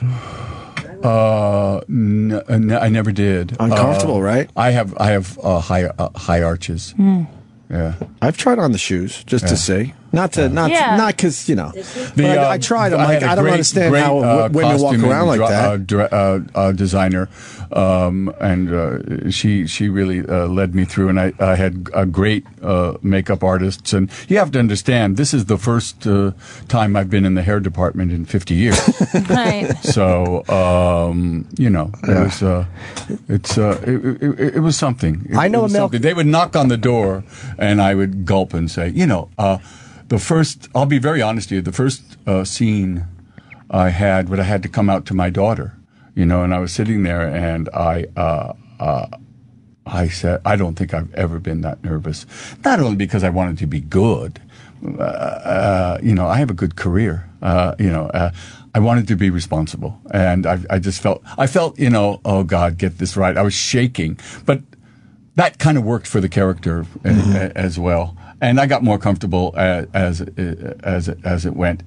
When you came out, let me ask you, when you came out to your daughter in the scene, yes, do you come out and say, I'm a gay man, or I'm a woman, or what was? It's not gay. I've been basically the story is, and it's the story that is very common in this community, is that I've been living. I knew that something was wrong at a very, very young age, and people have come up to me and said, I have the same story, living inside the wrong body. And standing in, knowing that you're standing in the wrong line, right, in school. I mean, you really belong in the other line, and living with that secret. Can you imagine? And their parents force the toys on them that they believe they should be playing with. Right. And I want to play with dolls, but I have to play with trucks. Yeah. I mean, imagining that, it would be terrible. So I really felt that. I mean, as I say, when I say I was throw up nervous, I'm being literal. I was really scared. A lot of weight on your shoulders. Well, look, to get it right. Look, here's the deal. I mean, and I'm glad I think we're all on the same page now. It's great. And I love the conversation. I really love the conversation. I don't care what the conversation is. I love the conversation. It's important. I sort of did this pilot, and I went, la, la, la, la, la, la, la. I'll do the, Maura. And then we got picked up for 10. And people started saying nice things. And all of a sudden the eyes got us. And I went, I got to get down. I got to learn about this. I got to get Maura and the responsibility of this. This is important. And I worked like crazy. And I would like to say, and it sounds facile, but my politics are in my performance. I've made her real. I've made her sensitive. I've made her funny. I've made her human. And that's what needs to come out, is that we're humans. We're humans. Even my friend here, human. No, seriously. debatable. I mean, everybody has their road, and that's what I've learned from this, you know. And I'm a funny guy, and Maura's funny, and so sorry for this. Well, the part, but I love the company. the surgery too. The people that go with the as they say, the bottom surgery. Sometimes there's Great Depression. That's not talked about enough either. Like a lot of they go through with it. Some keep the penis and some don't, because a lot of times once you go through the surgery, your ability to orgasm is gone, and there's tremendous depression. And at times, I think that's where a lot of the depression and the suicides come from too. Not all of it, but I mean some of it does come from that, feeling like you've made some kind of a drastic mistake. And honestly, I think, you know, there's so many ways of, people say trans, there's so many ways of being trans, and the dialogue is still going. But this is, you know, if you look at the cover of New York Magazine, there is a transgender a person who, female, the wealthiest CEO, front page, New York Magazine. So it is here. The conversation has to be here. Who does It's she work no for? longer under the rug. She's a, I don't know, I can't recall, but the article is great. It's great. So it's here. It's in the zeitgeist, and it's about to. It should be talked about. I know a comedian who I think he was in his 50s. He was a guy I worked with on the road, and they were like, "Yeah, he went through the surgery. He's a woman now." He drove a bus at one point. I don't know if he's doing stand-up again, but I would have been dying to talk to him to see like what finally happened, where you go, okay, I have to do it at this point, because it's something you're thinking of for all these years. What day finally comes where you go, fuck it, I'm doing it? Because how long can you live with a lie? We all, everybody around this table has secrets. How long can you live with it? My father, God rest his soul, had a secret until his dying day. And he whispered it to me. It was not a big thing. It was something that he did in business. It was not a big thing, but I went, oh my God, living with that, to live with a secret. So that's what this is. So we can understand that. Forget all the other stuff. It's just the pain of just living a lie. We talked to someone recently that we used to work with that went through it. Yeah. Remember the engineer? Oh, right. He called in, or she called in. Yeah. We're not, we're not shitty. Yeah. No, I didn't think you are. I feel bad because I really like Jeffrey Tambor. Hold on. I was just trying to have a little fun with it. Look at me. I've been looking at you. It's nice. Look at me. Yes. I'm not mad. Okay, good. For real, I don't want you to be. I'll come back. I know, that's why. After you see the show. Okay. Is that a promise? Yeah, I'll see it. I meant to see it last night. The only reason I didn't watch is we had a bit of turmoil that was connected to the radio show, and I got caught up in something else. Would that have to do with your termination? No. They'll allow us to quit. They'll give us the dignity of saying we resign. Yeah, hopefully. Before they actually hopefully fire they'll us. at least do that. No, but you guys you're cool guys. I remember last time I was here. We fucking had a blast. Yeah. We're having a blast today. Yeah, it's good. But you feel bad. I feel bad. I look at your eyes. They're And nice. They're don't feel blue. They're bad. beautiful. You're not, look, I have to tell you something. I sat down with a friend of mine. Right. In Los Angeles, and I still had my nails on. Okay, and because I was about to go shoot, and I didn't want to take them off, so I had my nails on, and we were having coffee, and he looked at me and said, "I got to tell you, I have trouble with this." And I said, "You know what? You're gonna have to fucking get over it." Wow, really? Yeah. With a Because roll? if you're around me, and if you're not going to support me, no, you got to understand. Everybody's got to move. Everybody's got to change. He had trouble with you playing the part, he had trouble with the area. Oh, with He has the transgender whole people. trouble with the area, not with me. A lot of people do because they just don't understand it, and it's confusing to them. That's right. And so, what I'm trying to do in this role, in my small way, is shed a Absolutely. And some of us have slept with a lot of members of that community, and we've come to understand them quite well. You're a pig. No, I'm not. Good egg. No. Oh, okay. Was that a clap break? I thought. Oh, a clap break? Yeah, why is that pig? I thought that was nice. Is there anything you want to ask me? No. Are you happy? I'm happy. Are you going to see the show? I'm definitely going to watch. When? I just saw a poster for it. No, the when first is- I've heard of it. when is Yeah, it? I'm September on the side of a 26th. bus. Yeah. September 26th. September 26th. All we 10 press a button. episodes. All 10 episodes. I've been elected to actually press that button. Whoa. I'm only kidding. There's no button. Yeah, there's no button. Oh, I thought you would do it with a nail or something. No. That would be kind of neat. No. No. Why am I a pig? Is he a pig now? Because Go now ahead. he's bothered. Go ahead. I'm not as bothered anymore now. He's I'm not even bothered. I'm just curious. No, you were a pig coming in. I mean, it was just forget about all right, this fair conversation. enough. Okay. It's a brand new conversation, is what you're getting at. Absolutely. This is a Not for us, it's not. You got it. No, I think we've discussed it more Million than times. more than others, but I think, and as far as No. society goes, it's Yes. a brand new It is. discussion. Conversation, and it's to be treated delicately and with taste and With respect. honesty and with honesty. And Don't you think it's okay for people to have a problem with it as long as they're not doing anything with that problem they have? Meaning Are violence you and all asking that. me personally?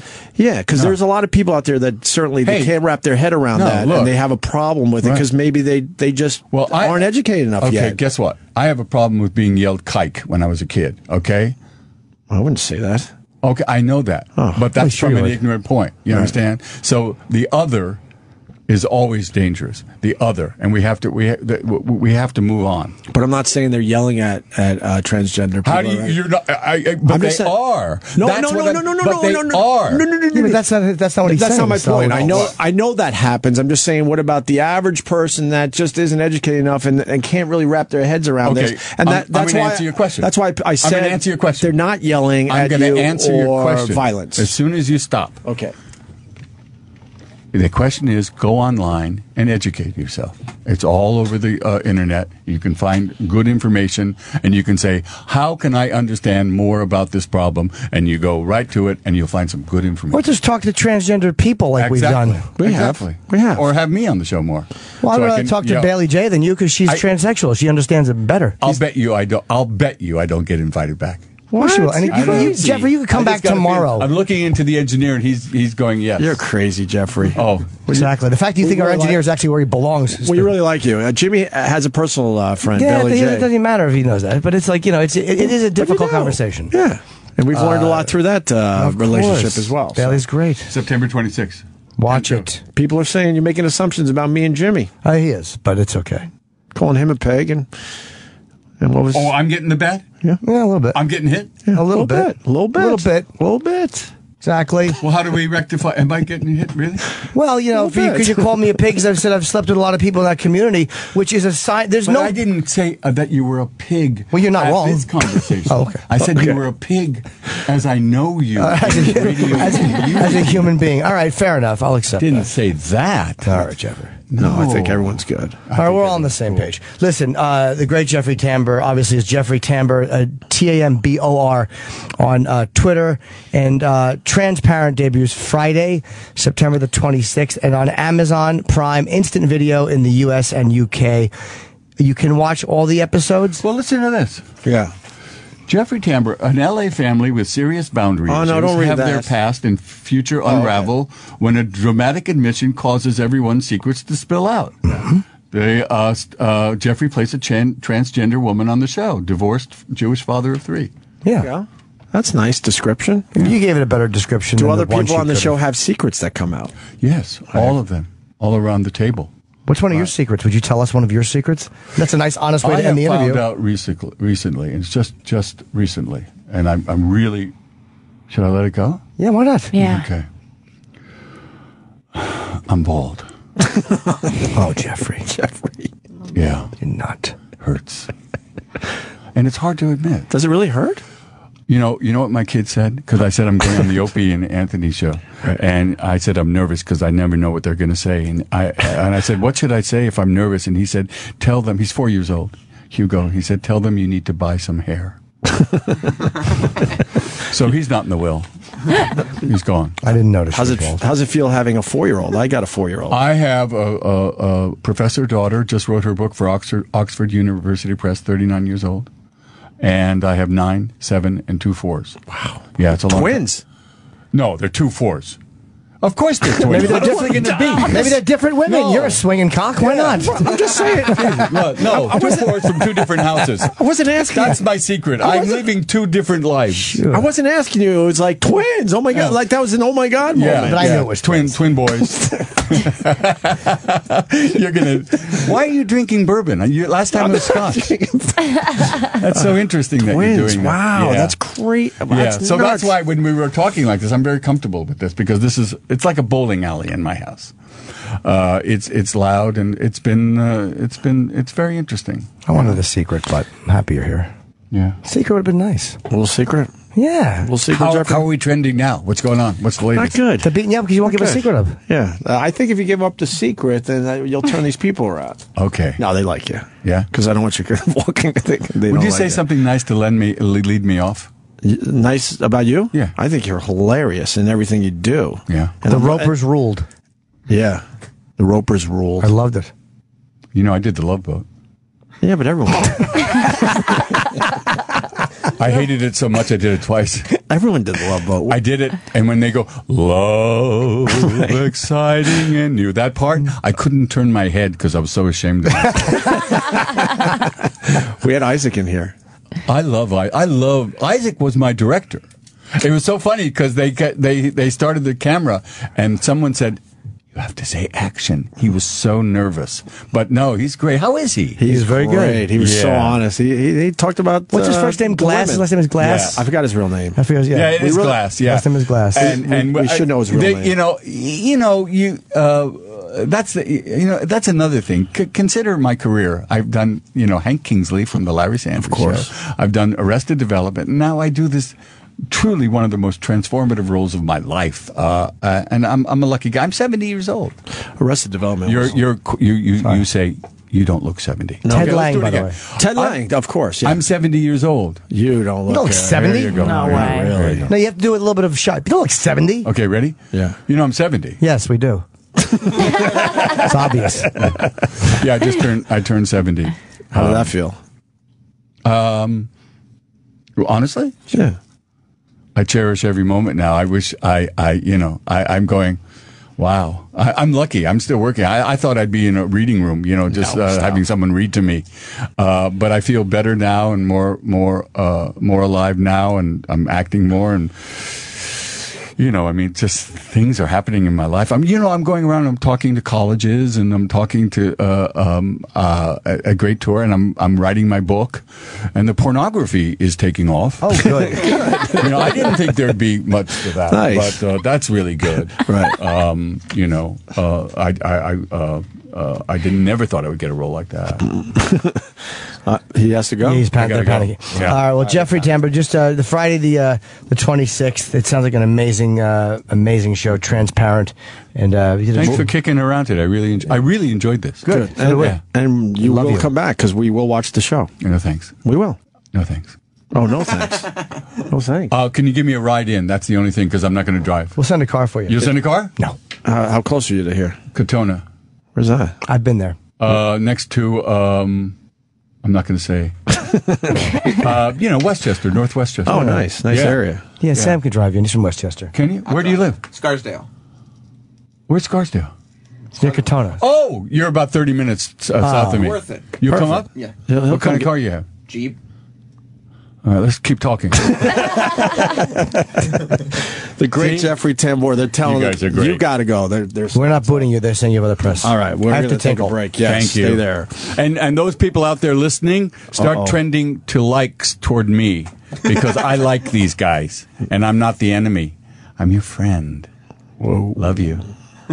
So you're starting a family and you've got a million questions, as any new parent would. Thanks to the Nicey Nice Network, you'll get the answers you need. All right, let's not play the modern day father, okay? Andrew Dice Clay will set you straight on how to allocate all of those pesky parenting responsibilities. You stay right there. When the kid is born, let her do, meaning your wife, what she's supposed to do. You know what I mean? You can stand there and watch and applaud and go, you're doing a very good job. They do the diapering. They're like numb to that shit. Occasionally, there will be those pesky late-night inconveniences. A mother knows how to shut them up. A father does not. But that's not your problem. When the baby cries in the middle of the night, I make it simple. You turn on your side, 2 feet against her. You start edging her towards the bed.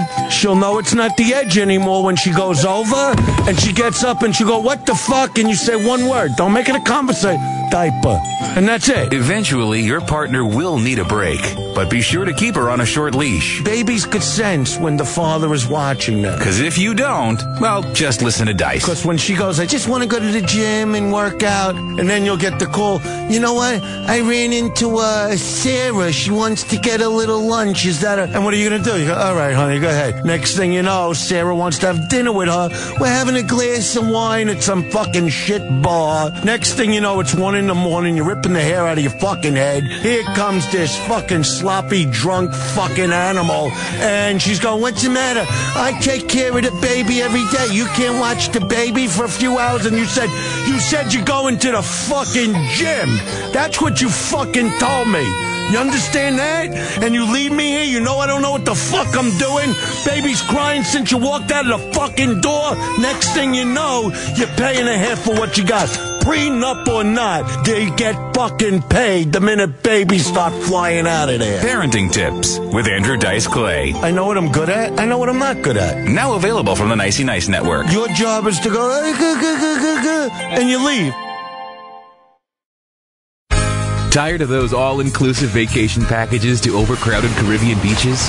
The hottest vacation spot is practically in your own backyard. Visit Devil's Creek in the heart of downtown Edison, New Jersey.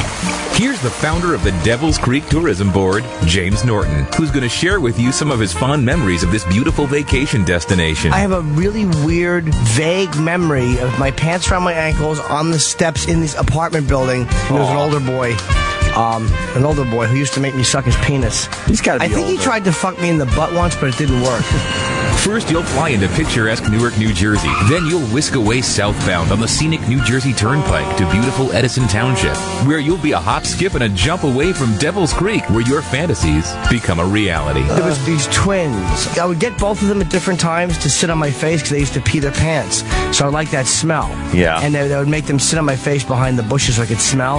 I remember my one friend, I was sucking his penis and we got caught by another friend. He's the same one that fucking crazy. He's the same one that urinated in my mouth. For memories that'll last a lifetime, even the suppressed ones, come visit us at Devil's Creek. I don't even think I got erections at that age. I can remember my friend's penis getting erect and me wondering why that happened with his penis. Like, I didn't know what that was. It was in your mouth. Jesus Christ. The Hoover Kid. Devil's Creek. If you don't leave crying, we're not trying hard enough. Sirius 206, XM 103. The show is back.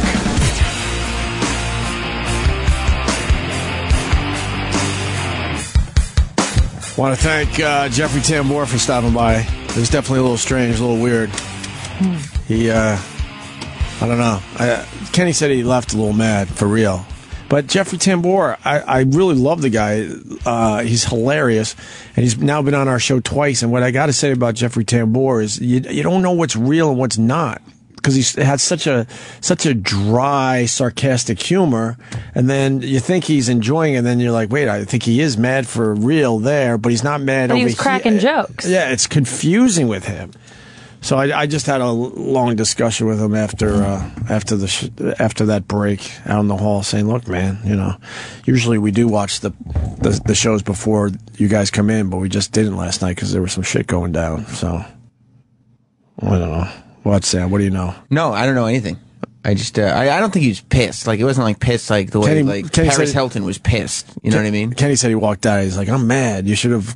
He started looking around during the interview. Yeah. And I thought that was a joke. Like, help me, get me out of here. But he really meant help me, get me out of here at a point in the interview. At a point. I thought we turned it around near the end. But he was really hard to read for real. I think you guys started on, you split courses very early on in the interview. Why? Well, because he was on a totally different way. Because you didn't know what the show was about, and then he was on a totally different wavelength with it. And then you asked the one question, which I thought was fine, about did they make you a good-looking woman? No, I don't think that wasn't even that outrageous. I think it started to get weird was like, he said, they asked me about my underwear. I know. And then like 5 minutes later, you were like, I know. You know. And then it just started to get weird after that. Yeah, I know, because I was going with the thing for a little bit. It was funny. Yeah. I enjoyed it, but I enjoy uncomfortability too. All right. It's kind of like the Ernie Hudson yesterday with, will there be a Ghostbusters 3? A question he said is asked a lot. So then you have to ask the question. Right. I don't know. He was really mad. Well, for what? I don't know. I like Jeffrey Tambor. I hope he comes back. We certainly would have watched the show, but with everything going on last night, it was just tough to do that. Yeah, I'm bummed I didn't see it, but it wasn't for not liking it. And so what if we didn't see it? The audience didn't see it either. Right. Explain what it is, and we'll still have a good conversation about it. Right. Yes, go ahead. He said outside, like after you talked to him, he said he'll be back. No, I think. Well, why wouldn't he? Yeah. He's what the fuck? Here's the thing. He's a deadpan guy, and he gives deadpan jokes. He's very funny. Right. But it's like, you're not the only one that can it's almost like you don't know when he's being funny and when he's kidding sometimes. Right. That's what I said. Yeah. Oh, you're saying the exact same thing. You weren't in the studio. Yeah. So what are we supposed to just read your mind and you think you're the only one who can joke about something? So come on, man. I didn't know when he was being serious or not. Because that's the type of guy he is. Remember the last time he came in? Just breaking balls. He broke our balls and beat the shit out of all of us. I'm like, wow, Jesus. He's mean, but he isn't. That's his sense of humor. And I was kidding when I asked him, but I mean, like joking, but I asked him like a legitimately good question about, did you learn anything, or what did you want to do that was hacky, and like, where that would have been a predictable angle that actually turned out to be wrong. Like, no answer for it. So don't act like I'm not doing. Maybe I didn't watch the show, but I asked you a real question about what would you portray that a real transgender would go like. No, that's what people would think, but that's wrong. I apologize for not seeing the show. Usually we do, and I said, look, I'll watch the show. He goes, will you go back in there and at least, tell him you'll watch the show? And I'm like, well, I'm not going to just say that. I will watch the show, and then, you could come back and then we could discuss it further. But, at one point he was looking behind him like, help me. I thought that was a joke, but that wasn't. That's why he's hard to read. See, he said to his guys, I was looking for you guys to pull me out of there. Then why don't you just leave? You don't need guys to pull you out. You're a big boy. And walk out. And I thought that was a joke, like, oh my God, I'm in over my head, help me. I thought he was just kidding. But yeah, it was very exaggerated. Then it turns out he wasn't kidding on that point. We were having a great chat with him. And here's what the problem. He's not really that mad at us, by the way. No, he shouldn't be mad at us at all. Yeah, he was very. He's lucky to be here. That's all I could say. Right I know, very really salient point. I point. never heard of him. I love you guys. He's a brilliant actor. He's a. Well, no, he's a brilliant actor, and he might be a brilliant actor. I know Judith Light is, but I think that you guys have great guests, and you're very famous. And I never heard of him. He's a very famous actor. He's way more famous. Here's what Jeffrey. No, he's not though. He's actually really funny. What Jeffrey didn't understand, he thinks that our audience is probably all these homophobes that won't understand about anything of transgender, because any more than I know, we should have watched the show because we're interviewing him. Right. But he knew less about us than we knew about his show, and he doesn't understand. Like when I was joking about, like, hey, I've slept a lot. Oh, you're a pig. He meant that shit. Of course he did. But it's like, hey, dummy. Just because you put a fucking dress on and talk to somebody, don't act like you know more about something than somebody else who has a tremendous amount more experience than you do. Mm-hmm. Don't fucking come in with that pompous, I pretended to be something shit. Right. So whatever. I know he didn't know that. And when I heard he was playing transgender, like, I really do want to see it because he's fucking amazing. Right. But that one point annoyed me a little bit. Yeah. But he's coming from a pretty heavy place, too. He's taking this project very seriously, which I did not know before the interview. Yeah. But the problem is, that might have helped a little bit. I don't know. If you have enough transsexual friends and you know enough people, you're not afraid to joke about something. Right. Like, if you've had it's almost like the guy that comes in after doing a movie about racism and is so delicately talking about black people. It's like, what are you afraid they're going to break if you discuss them? They're just talk about them the way you talk about anybody else. Mm-hmm. And that's the way it is with, transsexuals. I think that our audience is much more open than people think they are. Definitely. You're comics. I mean, comics are most open. I mean, you have to say fuck. I mean, I say fuck a lot in Times Square, but I'm a comic and I say fuck, but it's the way you say fuck. It's got to be the right timing. But you guys are like so open-minded and about, I worked with them 20 years ago at Show World. And they were the greatest people. I love transsexuals. Did you call them trannies? Because they don't like that. They have their dick taken off sometimes. Sometimes they tie it back. So this is not a new thing, transsexuals. It's been around. for a long time, man. And he didn't seem to know much about that depression with the, I know because I asked him, and they're like, well, I don't know if I'm gonna get the surgery because of this and that, and it's a whole different. There's a whole fucking inner dialogue in that group, like there is in gay groups and every other a group of people where they don't always agree, and they think that this one's a sellout and this one is fucking doing it wrong, and this one is right. They're having the same conflicts as every other group of people. I thought he was going to get his points out, but I also thought we could fool around with it a little bit. I will see it though. I'm not being polite. I will absolutely fucking see this. Yeah. I won't. Well, I'm just saying, I just didn't like him as a person. I've been doing this show many years. I've never seen a guest like that. Sandy, part of it was, though, he has a very deadpan sense of humor. Like, he really does joke that way. No, Most you of those were sit jokes. quietly. Like, that is him kidding around. But it's hard to tell when that's your humor delivery, when you're kidding and when you're being serious. Someone's funny, they're fucking funny. He is funny, though. He was funny. That's funny? Yeah. It's nasty. He did make me laugh a couple times loud. Right. Oh, wow. He's got a deadpan delivery, which makes it very confusing. Who else was like that? Deadpan. Huh? No. Dorfun Golf. Tim Conway. Tim Conway, thank you. Tim Conway had that same type of thing, like, wow, is he really fucking being ball breaking or being... Bob Newhart was kind of, is that funny? My father used to watch Bob Newhart. He's hilarious. I could do better He's a than brilliant that. straight man. He's really funny. He's probably the greatest straight man of all time. That's a comic? I don't know. To me, that's a tragic. But I just don't want to... The thing I don't want to do during an interview is I don't want to sit here like I'm in high school and have somebody tell me the proper, you know what I mean? I don't need to be lectured about transsexuals or transgendered in the like you could talk to me about it because I would love to have that conversation. Did you ever have sex with a person that wasn't you just a have woman? the timing of diarrhea in the ninth inning. I know. Holy now that's shit. fucking funny. But Jimmy's trying to make a point. No, but I'm only saying what I didn't like was as much as I love his work, right. And I know I'm going to love this. Maybe you won't though.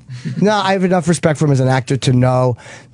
You're right. Maybe I won't, but I know his work well enough to know that I've never seen him not be great. Well, maybe this is the first time. I don't know. Why do you have such a problem with it? I the problem. We don't have a problem with him. I think assumed you a do lot have a about me and problem with Jimmy, him, I but think. you're not really admitting it because he's like. I'm telling you what I had a problem with. I'm trying to tell you. It's not that I have a problem with him. I don't have any problems anymore with It's him. that he was hard to tell when he's joking, when he's being serious. So don't get mad at us because we don't live with you and can't read it. And then when we're talking about a subject that we've talked about more on this show than he will ever discuss it in his life, don't act like you have to come in and teach us how to talk about it. Because that's, you know what I mean? That's exactly what his attitude. Isn't it called attitude? Yeah. Come in, man. I mean, hello, it's Opie's show, man. Sam and Jim and this gorgeous woman here. Fuck. That's Nikki Glaser. I mean, just be open-minded and be nice. We're going to rebook. Am I being too ornery today? I don't mean to be ornery. I've never been thrown out of the fucking control room because I was like why are you being so ornery today, No, Jimmy? like you said, like I'm a student or something, and the teachers get the fuck out of the, I don't know. I mean, it's just like you're not being ornery at all. Okay. Why do you think you're being ornery? No, I just asked myself that question. No reason. We had a heavy discussion on the Anthony and Joe DeRosa. That was heavy. This was heavy with the Tambor. I feel now guilty that we even invited Nikki in today. No, we got to talk about ASMR, but barely. We'll have you back sooner than later. Can I ask you a question? I meet a lot of people in Times Square that are big fans of Opie and Anthony, and now it's just Opie. But are you? And they said that your contract is over in October, and they all want to know if you're coming back to Sirius. We don't know yet. Okay. That's the honest answer. We don't know. Yeah, I just wondered if you're coming back, and they all want to know. And I want to continue working, I'll tell you that much. Great. I hope you come back, man. I'm a big fan. And I listen every morning. Maybe get the band back together eventually, but for now it looks like, Ant's doing his thing. We're doing our good. thing. So I'll tell them that's what you said. Yeah, There's so many people that really love me on the show. They say, "Get the fuck back! How come you're not on?" You're on. You're on. Yeah, I know I'm on, and I personally, as a listener, and I do listen every morning because sometimes you get up, I'll put on the show, man, and I hear your voices, I feel better, and I got Opie's picture right in my kitchen. Hello, man, and not over your bed. No. I like. Have you whacked off, Tuss? Now that what? Have you whacked off, Tuss? Not yet. Really? I would think you would have, rubbed one out. Have you rubbed one out to our pictures? Not yet. We're thinking of us? No? Not yet. Not yet. You're thinking I about want it, the though? real thing. I want the real dick. Nice. Yeah, fuck. I mean, it might take another 30 years, but I like the real dick. All right. I don't want to fucking Opie. Do you rub he's them cute, out? but fuck him. Do you rub them out? Do you still give yourself orgasms? Well, it's a long story. Oh boy. It's a long story. Parts are missing. It's a long story. What I'm missing, but was I got it. So I'm listening now Soul. to the show without Anthony. And as much as I love Anthony, and when this guy was here, I said, I wish Anthony was here myself. I miss him. Right. But But I listen now, and I think you're having more guests on. I love the show in Montreal. I'd love to come next year when you do Montreal. You had an audience. All right, we'll discuss that as we get closer. Sure, Yeah, but you don't have to mention it now. We're a few months down the road. But, but I meet a lot of people from Canada. They're big fans of your show. Thank you very much. We'll figure it out. Who knows? So you never know. You never know in the end what ends up coming about. So never say never, right, Sandy Kane? Well, no, I feel that what happened to Anthony course. was. How could that happen? So you never do know, and you have to really appreciate what you got, count your blessings. But sometimes I don't think whatever he said was racist at all. So I didn't take it wrong at all. I've listened to Anthony for many years, and I never heard him be anything but. Can I ask what happened with Paris Hilton? She was just a complete twat in here. Complete twat. How'd you hear about that? Paris Hilton. Sam. She was here? Yeah, she was a twat? She, first of all, can't have a conversation with anybody. Yeah, Why not? We learned that really quickly because she's, a bimbo. Yeah. she's a bimbo. L.A., it's not even an L.A. thing. Yeah. I don't think she's that intelligent of a person in general. Mm-hmm. And then we weren't even asking tough questions, and she was like getting all mad and looking at her just publicist, babyish, right? Babyish, and trying to get her publicist to drag her out of here. It's like, then why don't you fucking say something? You got a mouth. Yeah, first of all, you just say I gotta go. Right. Like, you don't need anyone to drag. I would, if someone tried to drag me out of an interview because it was going wrong, I would fucking fire the person. Right. We weren't even being that edgy or nasty, to be honest with you. I forgot the exact question that was. That's why they put her in jail. Bother. Remember, like the cops put her in jail for something driving. Drugs, yes. Right. Yeah. So I mean that she's a rich girl. Oh, okay. She pretty. I was confused. Paris Hilton pretty. She's beautiful. Yeah. Of course she's beautiful. I don't know. I'm saying. All right. We got to do the Tyson thing before we Absolutely. Let's do it. Let's play the Tyson audio. This is a great one from Canada. Mike's doing a show up there. Right. I think his show, he went and visited Rob Ford yesterday, got a lot of press. And then I guess he did, what is their CNN, and there was a... Did Rob Ford get punched by Tyson? Because now he's in the hospital with a tumor. Yeah, I think Tyson fucking belted him in the spleen. No, this reporter is a black reporter, and it's Tyson and some white guy who I'm guessing is a promoter. I don't know who the guy is with him. I'm not sure. I have no idea. Could you turn that screen around? This is great audio. Have you seen this, Nikki? No.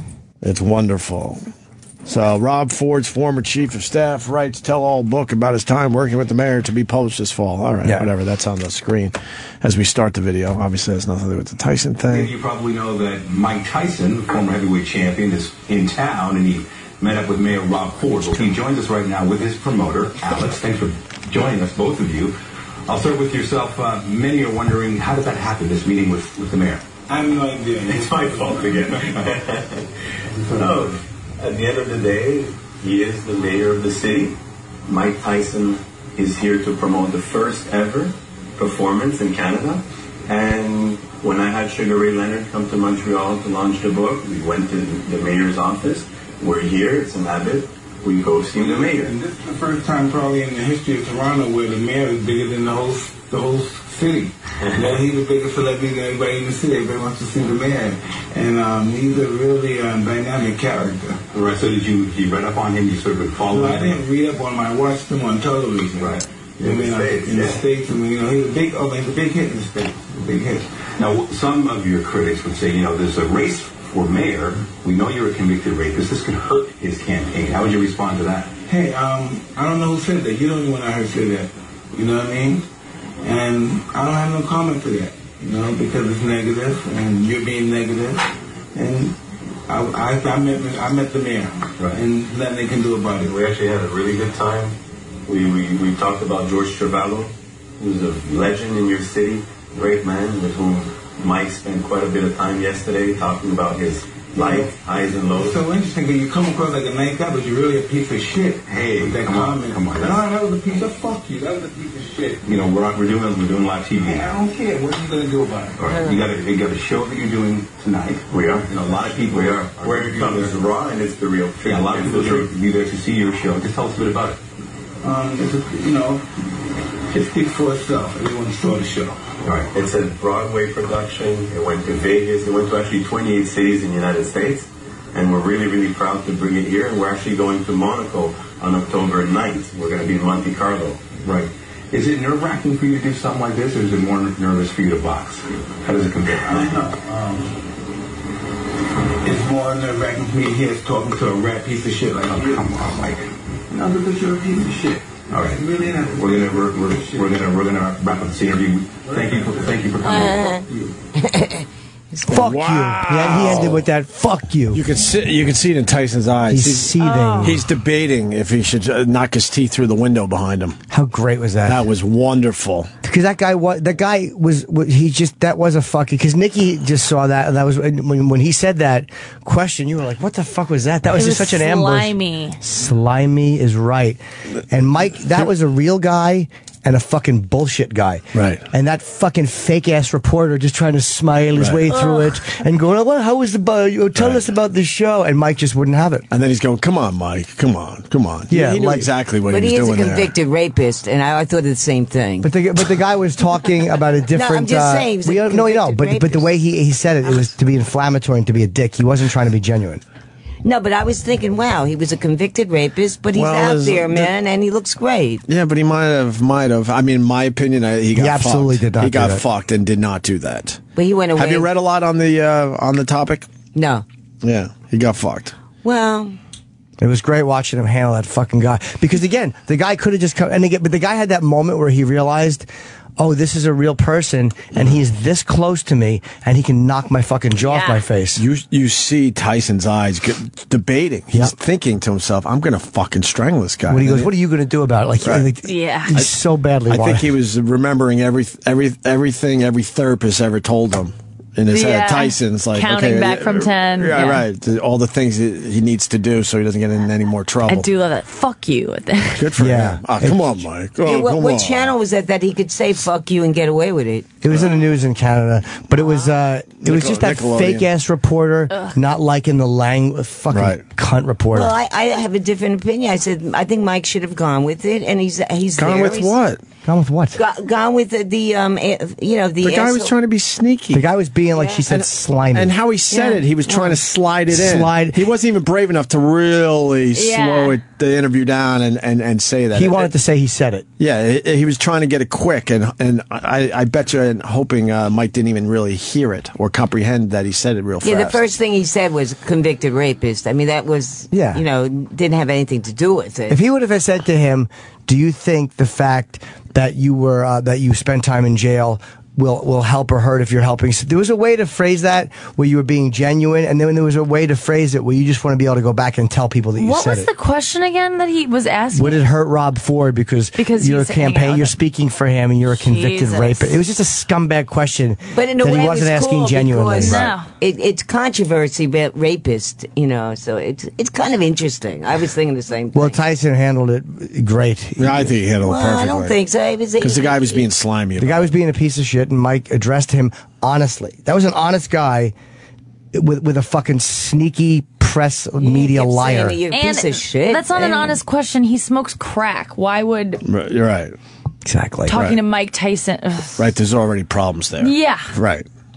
Yeah, but I think every interview you got to be nice too, and you got to be conform to. I didn't think the guy was offensive at all. No, here's why that reporter was a cunt, and this is why Mike was so great. Because he goes, your critics would say, like, not even fucking owning up to it and going, "You're a convicted rape." He had to put it off on the critics, right? Saying it, and then Mike just said, honestly, I don't hear anyone saying that. You're the only one I heard say it. Like, he immediately made it real and personal. You're a piece of shit. I mean, that was fucking cool. Absolutely. Yeah. And right. Like, fuck. What do you think of the Ray Rice situation, Sandy Kane? What is a Ray Rice situation? He knocked out his fiance. You don't know about the Ray Rice situation and the NFL and Goodell? What did he know? What didn't he know? Should he resign? There's a lot going on there. Yes, there What's is. your opinion? You're a very opinionated woman. Well, all I know is yesterday I saw like impeach Obama on Fifth Avenue. There's a whole big thing that they want to impeach. It's in Roslyn, Long Island too. You'll see a lot of those signs. And it just, they said bring back JFK, and I went over to him and I said, "Wow, You can't really bring back loved, JFK, right? I know he got murdered, but that would scare the shit out of a lot of yeah." people. So I said I really agree with you. I really don't like the president, and I think JFK was so brilliant and stuff. And so he says, "Can you give me $250 to help us?" I said, "Well, I'm not giving you anything." So what about $5? So I said, "No, I'm not going to give you anything." He said, "Read this shit." But that is what I do know about this guy, a black guy beating up his girlfriend or something. It's kind of normal, and that he got front page. Like, I really could care less. I love that they honored Joan Rivers finally on Broadway. That because 5,000 Finally, people. it hasn't even been a week. Yeah, exactly. Yeah, but I think they did pretty quickly, actually. Yeah. Well, the Jewish people bury you real fast. Did you know that? Fast, to save money. Yeah, to save money. Yeah. No, I don't think so. She's fun again. No, I'm just saying that. No, I don't think. You're one of the kinds. Maybe it is. I don't. No, I think. No, but they like to do it. I like that kind of. Your person dies, bury him already. You don't want to. Few people are saying that Ray Rice actually was slapping and not punching. There's a caller on the line, and in that last shot, and I've also heard that. What? That it was actually. Does that make a difference even? It wasn't a slap. A slap? I mean, I can't read it that way. It looks like a punch to me, but it's not the best quality video. Yeah, but it certainly even a looks like slap from him is going to be pretty. Yeah, he's a big guy, man. Hurt. Right. She got knocked out. Right. She smashed her head on the rail. Some women like to be abused. Did you like? Did you get abused, and did you like it? By you. Well, I don't think I ever got more abused than by Opie and Anthony's show. But it was all for the fun. Yeah, it was all for the fun of the radio show, don't you think? In the end, at your expense, I get it. I was kind of abused. In fact, a lot of people said, "How could you be abused by them?" My own family came out. "Oh, they abuse you." What So I mean, that's the worst. You got us abuse. back. We had to go to court 3 times over her. Well, Nikki Glaser. I think it was She God. made us go to court 3 It times. was God. Yeah, I don't. Yeah, God did we're it. cool now. Isn't that how God fucked up did is it. that? Well, that's how beautiful. Hold on. She brought a lawsuit on small claims on me and Aunt. Small claims For what? I broke her guitar, so she and wants some cash. Anthony shot bullets in my cowboy hat. Oh, yeah, and Aunt Took shot my her hat up. shot my fucking hat up. Me and Anthony had to go downtown not once, not twice, 3 times. Oh, the first time we go down, she doesn't show, but we have to sit there for not all day, but a good 2 or 3 hours. And I swear, me and Aunt are sitting there, and I'm like, I can't even be mad. I'm laughing. I'm like, this. You is so have a lot ridiculous. of fans And then, down there. Then I'm thinking this is the end of it. And then fast forward, I don't remember the complete time of this, but a couple weeks, let's say, I don't know. And then I have to appear again because she didn't show up. So we had to go through it again. And then we had to go through it a 3rd time. So then we thought we would never talk to her again. And then we decide, fuck it, come back in here. They booked me in the morning and at night, and they booked you in the morning. So they fucked up, and it's like so we went down 3 fuck times. it. I feel that it came back to you, man. That you really, but it was a great YouTube. I recently saw What do you mean it. came back to us? It was great. We treated you very, very well over the years. So we had a little bump in the road there, a little pothole, but in general, it was smooth sailing. Yeah, well. If it's a karma thing, I think we did way more good than bad with you. You did. Okay. And sometimes it takes years to know that. It takes years to get minutes. And those minutes, so many people, like I have my guitar guy, and he said, boy, that was disgusting what they did to you, man.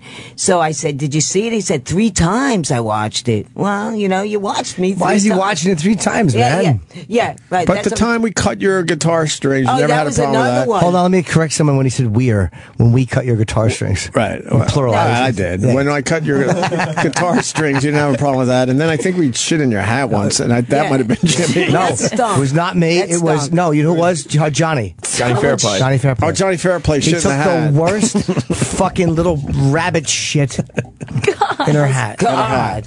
You didn't have a problem with that. That stinks. I didn't even know about See, there was a that. precedent there. Now I know about that. But there was a precedent. I'm thinking, all right, she's used to this stuff, so I'll break her guitar today.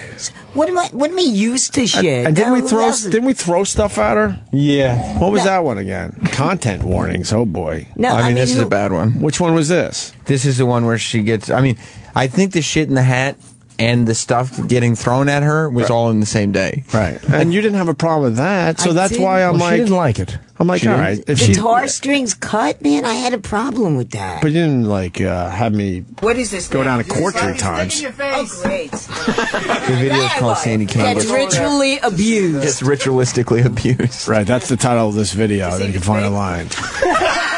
And then they just throw, that's yogurt, I believe. They threw a whole yogurt at you. You did that. I did not, I swear not. I swear, man. Nope, I remember it was you. Nope. What? I never liked this stuff. Look at my. I know. My This one legs was- are open. This one was bad, to be honest with you. You should have. I never saw this. You should have got me on this one to go down to court, because this one was bad. Look how hot you look there, Cindy King. know. You look all right, huh? You look good. I know. Oh. Yeah, I agree with Jimmy. Looking back now, it's like, I don't like it. I'm sitting on a toilet, it looks like. now we're just pouring stuff out. Yeah, that's. That's E-Rock pouring gravy on it. Oh, and then you take my fucking wig. Oh, shit. Yeah, E-Rock thought that was hilarious. Oh, E-Rock. How could That was you? disgusting. And then look at that. It looks like a dick in my I know. twat. We didn't put the dick in At the least a toilet. white dick. Uh-oh. It's just paper towels. It's not a Yeah. dick. Yeah. So there was nothing, no funny business No there. vibrator We just here. thought you might have needed paper towels at that point. And then, All right. Yeah, the Tyson video is great. Unbelievable. I love how he handled it. He just he wouldn't let that fucking fruity reporter off the hook. Where the reporter is used to dealing with other people that live in that world. And Mike just spoke to him very honestly. I love it. The guy goes, why did interviewer even have Tyson on the show? Because he explained he was at Rob Ford's office with Tyson. Yes. Because what happens? Rob Ford just meets people every day. Yeah. Outside his office. If you're famous and you're in the area, he's going to allow you to, be part of the circus. Sure. Supposedly this reporter's there every day. That reporter? And someone was telling me that he's doing well in the polls. Right, he might be. He might be. that's the guy that smokes crack. Yeah. Ah. There's a big, there's a very big black, or Jamaican community in Toronto, and they're black people are much more likely to re-vote for you and kind of forgive you for something like that than I think a white voter base would be. So he does have a shot at getting at least a decent piece of the vote in Toronto, especially if he's doing a good job. Right. Right. I'd love him to win again. I would love him. Oh, it'd be great. Why? Yeah. Because it doesn't matter to us. Your personal life is irrelevant to me if you're doing your job. Plus, it doesn't matter because he's in Canada. Yeah, exactly. Not our humiliated city. He's not going to, Well, have any you have a effect on lot of us. fans in Canada. Really? Oh, yeah. Why didn't I you say meet that 'em. earlier? I'm saying it right now, No, man. you said it No, in fact, I met some people last It's week. Times Square. We're so We love honored the to fans. meet you, and we love Opie and Are they Ed. resigning? Oh, yeah, so I'm excited. No, I'm just saying, Yeah. in Canada, They love us. and there's other fans in Grand Junction, Colorado. Really? Yeah, and What other places? Name some more locations. Grand Junction. Only place you can get to with a smaller plane. Delaware. No, you have to. Delaware? Yeah, man. We got Puddle fans in jumpers. Delaware. Yeah, in fact, Nice. no New Yorkers Yes. I meet. Every place that doesn't fly direct, we have a great fan We base. don't have any New Yorkers that are College fans? towns. Not in fact, there's a fan we're I gonna- met. We gotta go. I we met that gotta- loves okay. your show on Vice. Oh, tell me next time. Let that be the cliffhanger for next time. It's a Jim Norton show. It's Yes. a Jim. They heard me. They said we knew it was you right away. Yeah, Sandy. you're at the end. You're at the end. You're the closing Michelle. song. Her name was Michelle. How fat was she? Let's end nicely here. You did a great job with the song you. for Jimmy's Vice show. It's a jam. Vice.com. That was I my know. It was Edith wonderful. Funker for Yeah, it was like. very good. It was very good. Okay, well, because they. What else you promoting? Because we really got to go. Okay. I have my TV show on every Saturday night on Manhattan Neighbor Network, which is Time Warner 56, Fios 34, and RCN 83. And I'm going to be at Otto's Shrunken Fucking Head November 29th at 8 o'clock. I got a fucking booking. And of course, you can YouTube me, Sandy Kane, Naked Cowgirl, America's Got Talent, and see me on Opie and Anthony's show a lot, and also Times Square. Yeah, and every day. I've been. Can I just say publicly thank you, because I was very, very sick. I've been sick for 3 days, and I was so sick.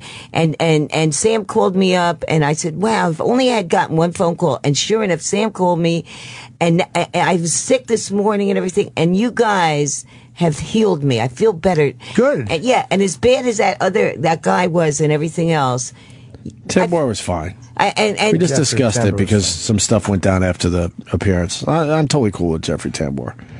All right. Well, watch his show. Okay, we will. September 26th. Can I say where I'm going to be? Of course. Yeah, I'm going to be at the Venetian in Las Vegas on September 27th. With my old co-host Sarah Schaefer, and then Where Nikki else? Haskell. Yes, Nikki Haskell. Yes. Hold on. No, I'm Where just else? saying, No, it's 6. Nikki Nikki's Glaser. 6. Okay. Nikki Glaser. All right. Wasn't she Sarah Schaefer? No, Nikki Barnes. She's still heroin in Harlem.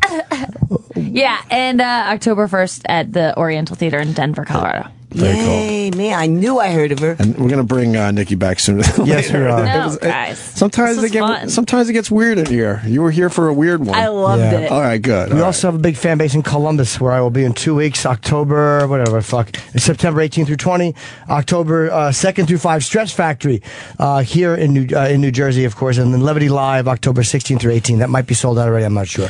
And our podcast, people ask for podcast. It's out there. It's Bobby Lee from last week is on the podcast. So if you I heard him. If you didn't hear all of it, download the podcast because it's kind of a best of his appearances on our show and Sam's Friday show.